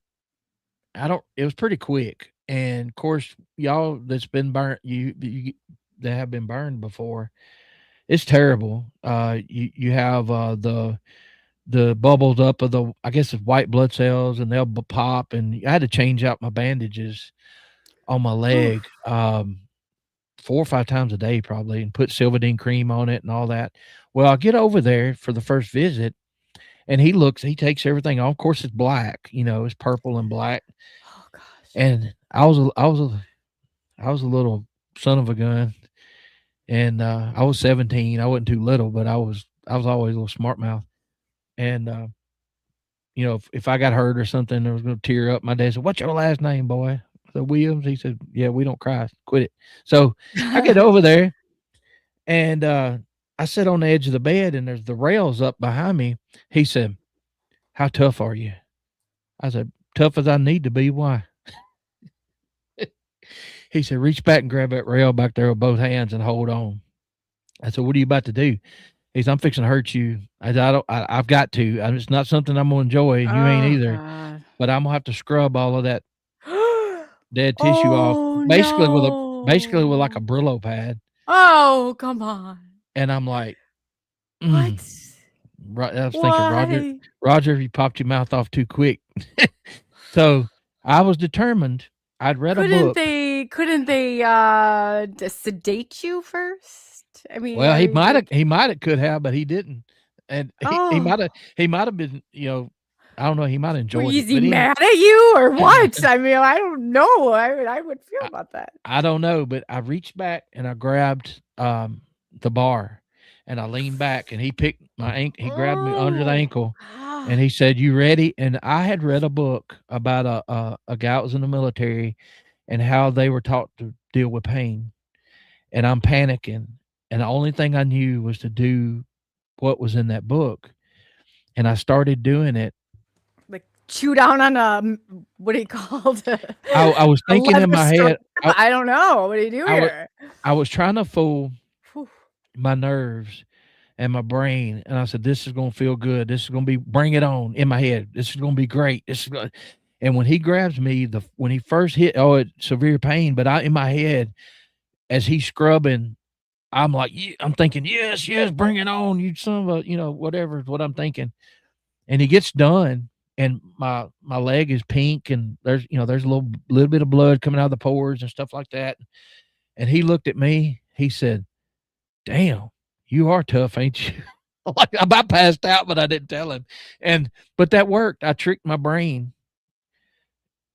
It still hurt. Don't get me wrong. It still hurt. How did you do it? I don't I know. don't know if I could convince my brain that Look, was going to. you'd be surprised what you do when you have to. I was in Yeah, a that's true. I, That's true. I was in a mess. And that That's taught true. me that taught me, I don't think I could have stood it for 5 minutes, but the 30, 45 seconds, I dealt with it. Now, That would have been the yeah, longest 35 seconds of your life. it I'm not gonna it was Oof. the tattoo. I've got, I've got a tattoo here, and I've got one on this no, the other shoulder here, opposite. They didn't hurt too bad. Uh, the burn scar felt weird. It tingled. It's like the nerves are damaged, and it was more like a hit of a light electricity, like from a battery or something. Oh, Kinda tickled. yeah. Kinda Yeah. Ooh. Kind Thank of you very tickled. Is that what you said? yeah, Oh my yeah. gosh. It was weird. It was interesting. Let's put it that way. But, Oh. you know, so that opened my eyes to, like, maybe some of this mind stuff is beneficial. Maybe it's real. Um, You really I can. You can do a lot. I mean, you really can. If you can get it, if you can believe it to be true, you can do it. yeah, I believe that. And but I told you before, I feel like I've been shown things at different times when I'm ready. Mhm. And why I read that book at like 13 or 14, I have no idea. It just caught my attention. And I only remembered 2 things out of the book, and that's because it was so intense. It was so intense. I bet. And I remembered it, and it came back at the right time when I needed it. Isn't Like I that said, interesting? Don't you feel like yes, so much of this, it's like you'll know, and then it's like, when will it happen? Or when I had to learn to be more patient about it. And then it's like just at the right time, it surfaces. You don't really and understand. You just know it's something at the time. something else I've learned. You'll never hear this come out of my mouth again, because a couple weeks before I read The Outsiders book, by S.E. Hinton, many times because I kinda connected with the characters, and That was a hard one. I Yeah. really liked it. And so in the book, when, Johnny and Ponyboy ran back in the church, the burning church, to save the kids, Oh. um, Ponyboy, I believe, before the church caught on fire, was laying there, and he was smoking a cigarette, and he looked at the burning ember, and he said he thought, I wonder what it would be like to be inside a burning ember. Well, then he found out because he's inside this church, right, on fire. Well, I kind of thought the same thing, and it was just a few weeks later, I'm on fire. So I never bring that out into the universe. I saw a lady. I saw a lady one time. I saw this from I was Maya there. and I were talking. She said, "Don't say that." I said, "Oh my God, you're right." I'm going to create it. Oh yes, yes. I saw a lady consoling a mom at our store, and I knew the one that was consoling her. And the other lady just lost a kid in a car wreck. Several kids got killed in that car wreck. And this lady said, I'll be praying for you.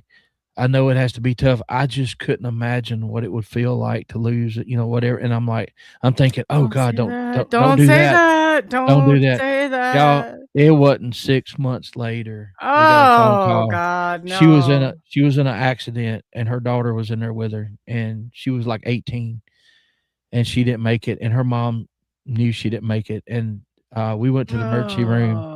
So I heard what she was kind of in shock, and she was telling the story, and they were she was so much in shock, they were sewing her leg up, and she didn't want anything for pain. And oh God, and I always go back to that.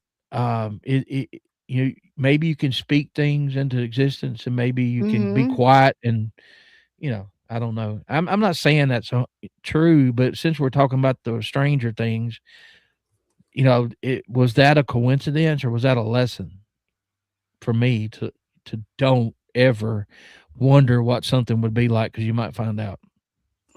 Oh, how many times I've done that, Roger. I did it with ET. I even said I used to call it the nickel tour. I was like, look at these cars. It was so exciting. But as soon as I did, and I gave it permission, that's what happened. And it was a lot. And I'm grateful for that. But it got a lot stranger. Yeah. I know. But you live and learn. And that, like I said, it don't mean it's true. It's just, when you're in tune to certain things, you're paying attention to things. You're like, oh, I'm not going to do that anymore. I woke up with maps on my leg, Roger, and weird markings. And I said, Brody, we're going to a hotel. Like, this is, but there's just different weird. I'm okay with it now. It's okay now. But there was some time where I was like, I have a star map on my leg, and I recognized it from something that I drew 6 months earlier that was in this thing. I don't know if I've ever showed you a picture of it. It's very odd. And somebody matched it up to it, and I was like, and missing time is just it's like it weirds you out for a little bit. And I've had 2, without a doubt, for sure, missing time episodes, and there was 2 witnesses with me one time, and another witness, my son. We lost an hour. Y'all can go back and watch Coley's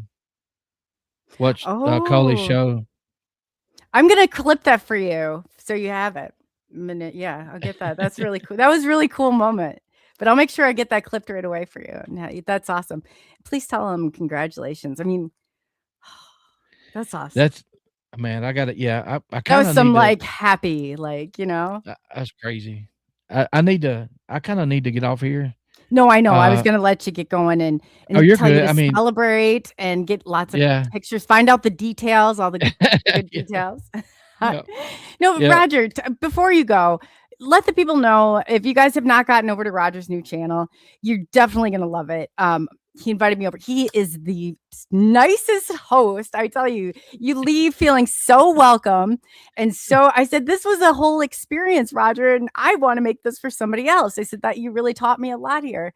So it was great. I mean, absolutely the best. You were just the way you do it. And I'm like, you're really good at this, Roger. You really are. He's got amazing music, and he won't tell you this, but he does. He really does. You're very talented. Very talented. Well, I appreciate it. I'm like the, I don't know, the accidental podcaster. No, you were meant to do this. You were meant to do this. I talk to people at our store Roger, for 28 years. You know what I'm saying? It's like I think, like I said, the 2020 thing where we had to have meetings on the computer and stuff, that kind of helped. And we have kind of like Zoom meetings. Some of the guys in chat, we get together and talk, and you know, kind of blow off steam that way because everybody's from either a different country, different state. But I've got a couple of things. The Untold Radio Network is on Thursday nights, 7 Central Live. We'll have different guests, and I used to have another channel that I started with, and I lost Amy's access got to these it. all. Oh yeah, she does. Oh, good. And so the Squatchin Holler podcast, that's the name on the new channel. When you go there, expect whatever. I'll either put videos where we're out in the field, or we'll do some night drives. We call it road boogering. Everybody likes that. And we'll carry people to former, places where we've seen stuff or heard stuff or just looking. And I've been sharing music that I've done. I've been doing this for probably over a year now. So I didn't realize how big of a catalog I had until I started. You got a lot of good stuff. Yeah. Thank you. Awesome. I started converting them over, and I'm like, I'm never going to get all these done. It took me like the better part of 2 or 3 weeks. And I ended up Sunday. I'm like, I'm finishing this today. I started early morning, and I didn't get finished about 8 that night. And Heather's like, you've been on that all day. And I'm done though. We've got it done. So, you watch that. I did an early morning show this morning, which I won't be doing that a lot.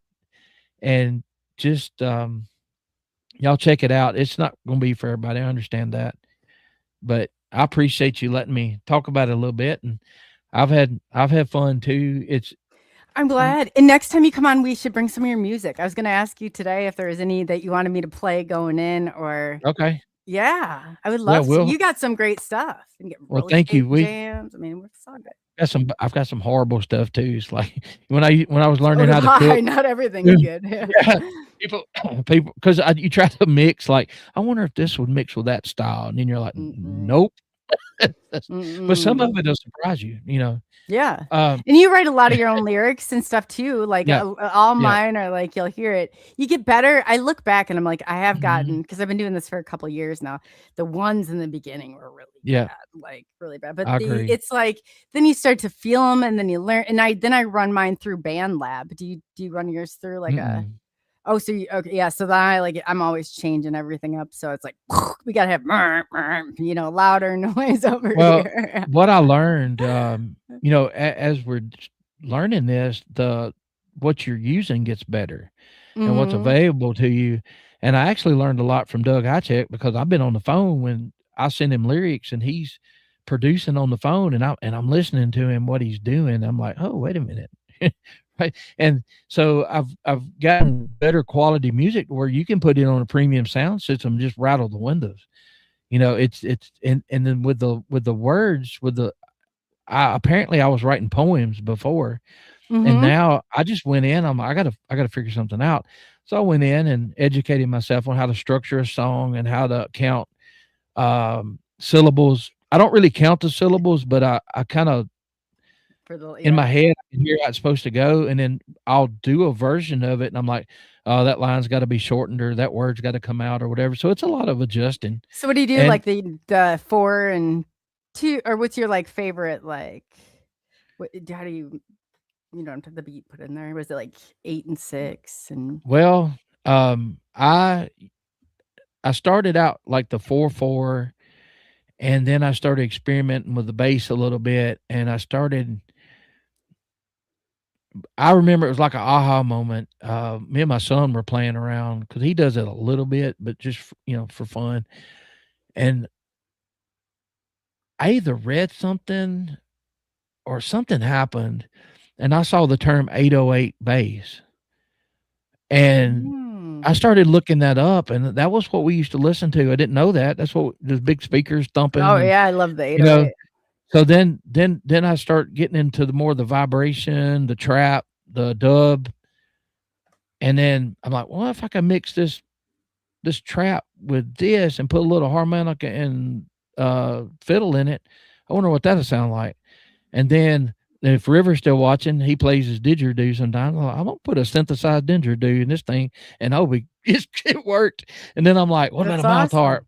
What about this? And then it's just, like I said, there's some crap, you know what I mean? It's like, thank you, Varix. There's some crap there, but it's all part of the learning process. I did the same thing, learning how to cook. I started trying to learn how to cook on my own back in the day. I started watching my mom. I made stuff the dog wouldn't eat. But you gotta you learning what not to do saves you a lot of time. Oh yes. Yeah, if you can get past that is like what not to do. You're on a better road. Yeah. But see, you know what? The way you're looking at it is never how I looked at it. So I'm sitting back and thinking, oh, you did it that way. You should see my normal, like I've got like 15 different, I'm like, but I didn't really think about it, how they're layering on there like that. Like you really, okay. I like that. I like how you're thinking. So it's like Blackie in chat. He likes certain type of music, and I never had done anything, so I was gonna try to make them an intro, and I was asking him about what he likes and all, and that's the first time I'd used bagpipes. But then I'm like, okay, we want it. I'll get specific. I'll say, I need a Fender Stratocaster with this type of sound, rock guitar, but also need I want a thumping 808 bass with a little bit of trap, with a harmonica calls, or you say I want the guitar, I want a bagpipe answer or a call. So if the guitar does a riff, then the bagpipe answers, right? Yeah, call and response. Yeah. And look, I'm not gonna try to pull the wool over anybody's eyes. If it wasn't for the AI helping me, I play a little guitar. I'm not that talented, but I do have ideas, and I've got friends that they've been producing music since the 90s and in 2005, and they've done great things. But I've watched them in studio, and they're taking these sounds that somebody else produced, and they're mixing them all together. That's all I'm doing. It's just there's a lot to it. When you do it, it's not like I'm just generating. I write the words. I'm going through. Sometimes I'll see if they're syncing or kind of, if there's other. Then I put through there, but then it comes out, and then I go through my own because I have to have that extra, something going on in there. But it's like it is a release, and I wouldn't be able to do it either if it weren't. And mine are obviously like not. You're very good at what you do. Mine are playful and fun, and whatever. Oh, they're good. Yeah, you have to it's such a release. It's like a hop, it really is. Like I'm working on for Maya right now, and I'm like, Maya, your music, I'm getting all into it. I'm like, it's mellow, it's got good beat, but yet it's just fitting her. Like I love it. It's cool because you get kind of an insight on somebody else too, on like what they are. I like it. Well, and I wouldn't weren't people mad at you in the beginning about it? It was AI. I used to get all sorts of meanness about the AI. Well, here's what I'll say about that. I'm glad you say something because I know I do too. I'm like, it's just fun. I've had people run AI down that use AI more than I do. Yeah, and they don't realize it. Oh yes, I know. You know what I mean? It's like I was around AI back in the early 2000s at a car plant, and they were putting AI in. It was different, but and then they'll watch their news, the AI they're using graphics. I watch a freaking movie, and I can tell that they used AI. Communicate everything you're doing. If you're doing a show on YouTube, the AI bots, we learned that on your show, a few nights ago. They're scanning everything. Yes. Unfortunately, it's here, and there's some good and bad, but I've seen people really get upset about it, run it down. I'm not doing any of that. And you can see 10 examples of where they're using it in their life. They don't have a problem. I can write an email. I can write one, and I can edit my own. I used to have a column in the newspaper. The editor wouldn't even have to edit my stuff because I would edit myself. Well, am I going to get mad at this guy over here because he's writing one, but he wants AI to edit it for him? No. I mean, that's what you can't be hypocritical. And for whatever reason, music, and I said, you don't even probably realize how much it's used in music already. Like it's out there. I've already the first, there are whole songs. Me and Doug looked this up. We talked about this. There are whole songs that you absolutely love from the 70s that was completely electronic. Yes. there are I'll tell you this story. I know a musician. Everybody, I don't know him. I know this story from his friend. In the late 60s, there was a huge band, and they had a TV show. Hey, but anyway, Monkeys. I didn't say nothing. So this, I said, I thought it was a yeah. What did they win? Like I was all in a prize game here. you're on the money. But there was some of the biggest hits. The drummer never played the drums. The guitar player didn't. The studio, they didn't even go to the studio. They just put them on TV, and that guy feels bad about it. You know, but I may not have should have told that, but why does he feel bad about it? Because he got caught, or does he feel bad about it? No, not because he got caught, because he feels guilty for doing. I wouldn't feel guilty about that. I guess I think that it's a part of, okay, because I have music things like, the beat, they're on something. And is it me playing it? No, it's not necessarily AI, but they all have like, the keyboards that kind of come up with different beats. How is that different? Synthesized. Yes. And if I hung out with my buddy who does the beats and has been making a living at it for years now, and I'm like, where'd you get that? Oh, this, he may have a service where he gets, you know what I mean? Is it, you're not creating that. You're just putting it together. But here's the thing. Yes, I agree. This is just hitting the button for you. It's all about the entertainment. If it's entertaining and you enjoy it, whatever. Yeah. And now I do have some of my friends that have been musicians and singers and songwriters for 30 years. Oh yeah, they don't like it. But why wouldn't you use it to help? I mean, look, if I've been doing something for 30 years and I hadn't made it yet, it's like, okay, so you've been riding a horse and buggy for 40 years, but yet there's a car available and you can get to work in 15 minutes instead of half a day. It's the same thing. Right. So why not? You have to go. Yes. How would you not? I think it would be crazy if you want. I have like all those back before AI was really in. I have all those mixing boxes or boards. Now, they're not cheap. I send them to you. You can have them because I'm ready. Now there's different levels too.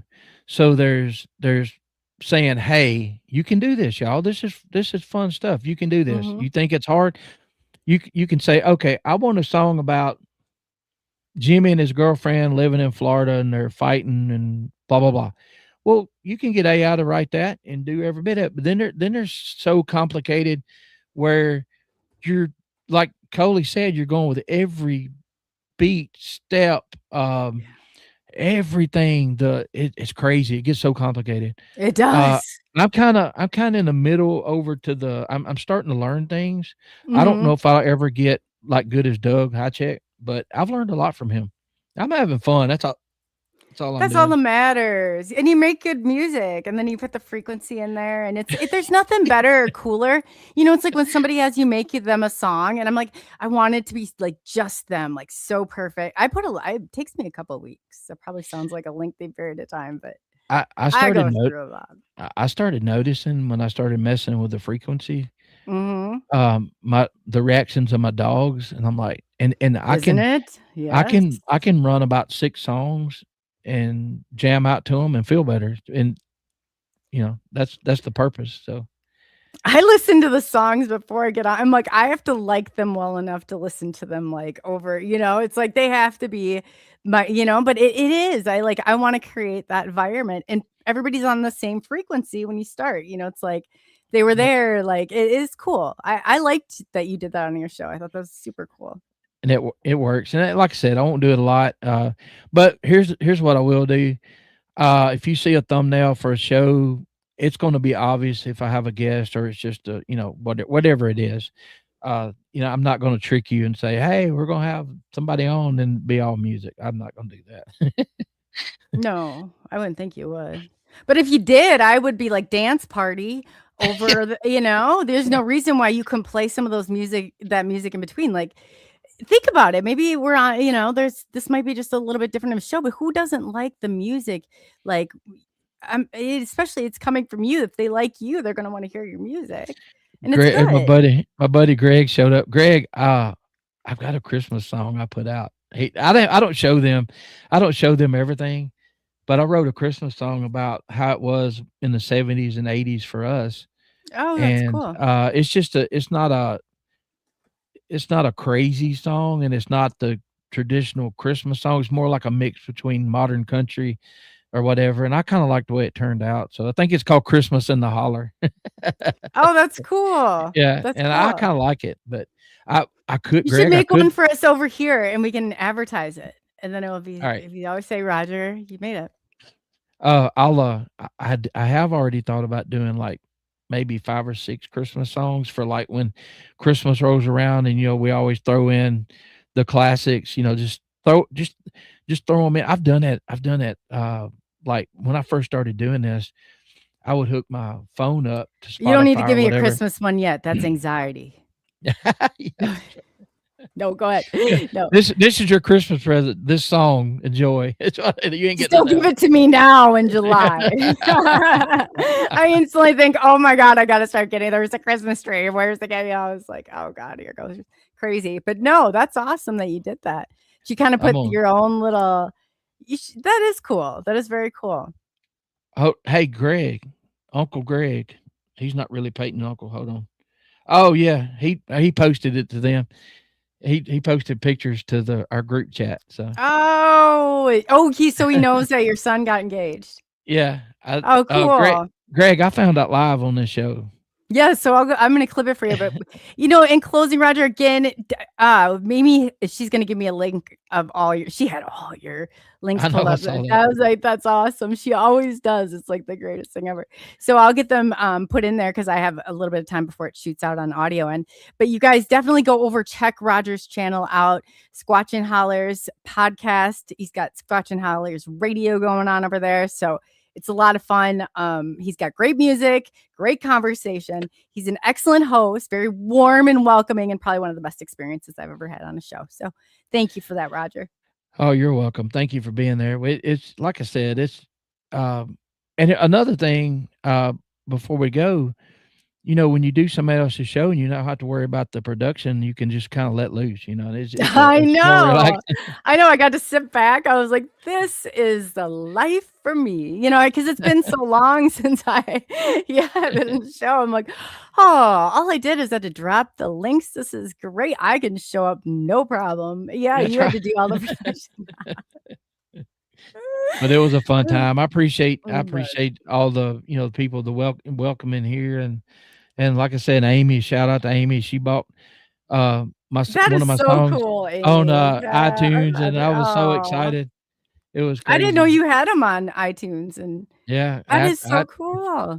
they're on, like, almost 30 iHeart, iTunes, Do you just put them up as like Spotify. and then they go out that way, or do you upload them with like a little There's, video? no, it's just, the artwork, the Oh, that's thumbnail even or better. the cover, and then I have a distributor that I upload it to them, and then they distribute it out, and it takes about a half a day or a day to go live on Spotify, Sure. about a day for YouTube Music, and then iTunes is usually a day and a half, 2 days. You know that I could help you get an RSS feed if you wanted to put them in a file, and it would just. I I figured out how to know. do I that. need to talk to you about that. I know Mhm. I've heard that before, but, I Oh, it need to took me know some more time, but I about it. got it figured out. Yeah, I got it figured out. Alright. I'll help you Well, out. we're remote view and RSS. Yeah. Well, no, I'm gonna come to you with some. We're gonna have some experiments here and figure some of the stuff out for you, so you're able to hit your pull. You probably don't know some of the little tricks you can do. I'm excited. No, I don't. Maya and I I will. don't. Maya and I. You should come on a show with Maya and I, and we can help you out. We'll help after we give you some of the things to try and do. That would be great. So they Greg, work for you. if y'all wanna laugh with Roger, check out our Night Owls 1313 with Night Owls with a Z. That is after hours, so it's like campfire stories, and we push it, and we laugh, and we cut up and tell things, stupid stuff we've done. If y'all ever, What channel's that on? it's Night Owls 1313. Greg put it here. Woodwalkers, they have a serious show, Bigfoot show, but then Greg and Misty have kind of a just get together and talk about life, and usually we've had such crazy stuff happen that we end up I can't even watch it the next day. I'm laughing, so I cry. Just everybody's got a great sense of humor, and the chat gets involved, and you know, we don't mean to offend people, but you gotta have thick skin to be there. We don't get too bad, but we'll be worse on each other than we are anybody. And all of it's true stories, stuff that happened to us. Like, tell me if I have this right. Is this right? Well, it's OWLZ. Oh, WLZ 1313. I think Verax had it right. Oh, here we go. Yes. Yeah, there you go. I don't have my glasses on. That's why. Oh, you're good. Check. Yeah. Yeah. Sorry about that. As soon as we went, I said, of course, I forgot something. I always forget something. But yeah, Roger, I really wanted to thank you again for coming on, and please send our love and congratulations to your son. And I'm really excited about, show, and let me know if you ever need any help getting those links out. I'm cheering this one on. This one is. I appreciate you. I will. Yeah, and I can't believe the news broke live on. I know. That was like such a cool moment to share. And everybody in the chat, it was cool to see. Everybody's like, Maya's like, I just came in here at the right minute. You said everybody's like, that was cool that you got to experience it and then share it with them. So that's amazing. Yeah. As soon as I get off here, I'm gonna call him and see, get the particulars. But like I said, send your love. I'll let you get going. But yeah, appreciate you being here, Roger. Always. Yeah. Well, how fun was that? We got to experience Roger, and that doesn't happen every day. And then when it does, it's like such joy and excitement. It's that fun stuff. Before I leave, I just wanted to say Maya's got a show. Maya, I believe you have 7 p.m. on Saturday. If not, it's different. Check for Maya. She's got her show coming. Echo Beyond the Veil. It's great. She's doing great things. Definitely get over there. Support her at Maya Starfire. She's got her website up and running. I'm so proud of her. She's doing all these big things. So yeah, and her website is mayastarfire.com. So definitely get over there and show your love, because she's doing. I'm so excited for her. So and Larry, thank you so much for being a 4-month member. That is super cool. I appreciate that, Larry Sharp. Amy, thank you so much. And welcome to the new ground crew SNX member. I really appreciate it. That's awesome. That really is awesome. And then I have, PNW Rush Eric. Oh, Eric's got the best video. Oh, he's got some cool talents over there too. Definitely go over check PNW Rush out. He's awesome, America. Great things. And Varix, thank you so much. Great to have you guys all. It's always a pleasure. Roger's always so positive, and he really does. He just radiates that. And I love that. He had me on his show. If you guys had not gone over and seen it, I know most of you have. It was excellent. I said, I had the best time of my life. I got to go hang out. I didn't, he did all the back end stuff. I was like, and he made you feel so welcoming, and so it was just like this big warm welcome. It really was very cool. And I said, I want to create this for other people. It was so much fun. But thank you guys for always being there and all you do. It's greatly appreciated. And like I said, yeah, Maya's got one on Saturday. I've got a schedule going, and Eric and Blackie will be on also. I'm looking forward to them as well, but I'll get my schedule together here and I'll put it out and post it so you guys have it. And Amy, girl, thank you for always linking us up. We appreciate it. And you're really good at it. You really, really are. If you could leave just the one, if you could leave, whatever, but you get them before I do. I don't even know how you do it, but you do, girl. Thank you. If you could leave those in the comments after, I'd love it. 'Cause then I'll add it to Roger's show. 'Cause I think I had one. It wasn't pulling up correctly, and you had them all nailed. So thanks again. So on behalf of SNX Radio, thank you for taking the journey into the unknown. I'm Coley, also known as ColeyUFO, and we will be back to you very soon. Until then, you guys have a fantastic evening.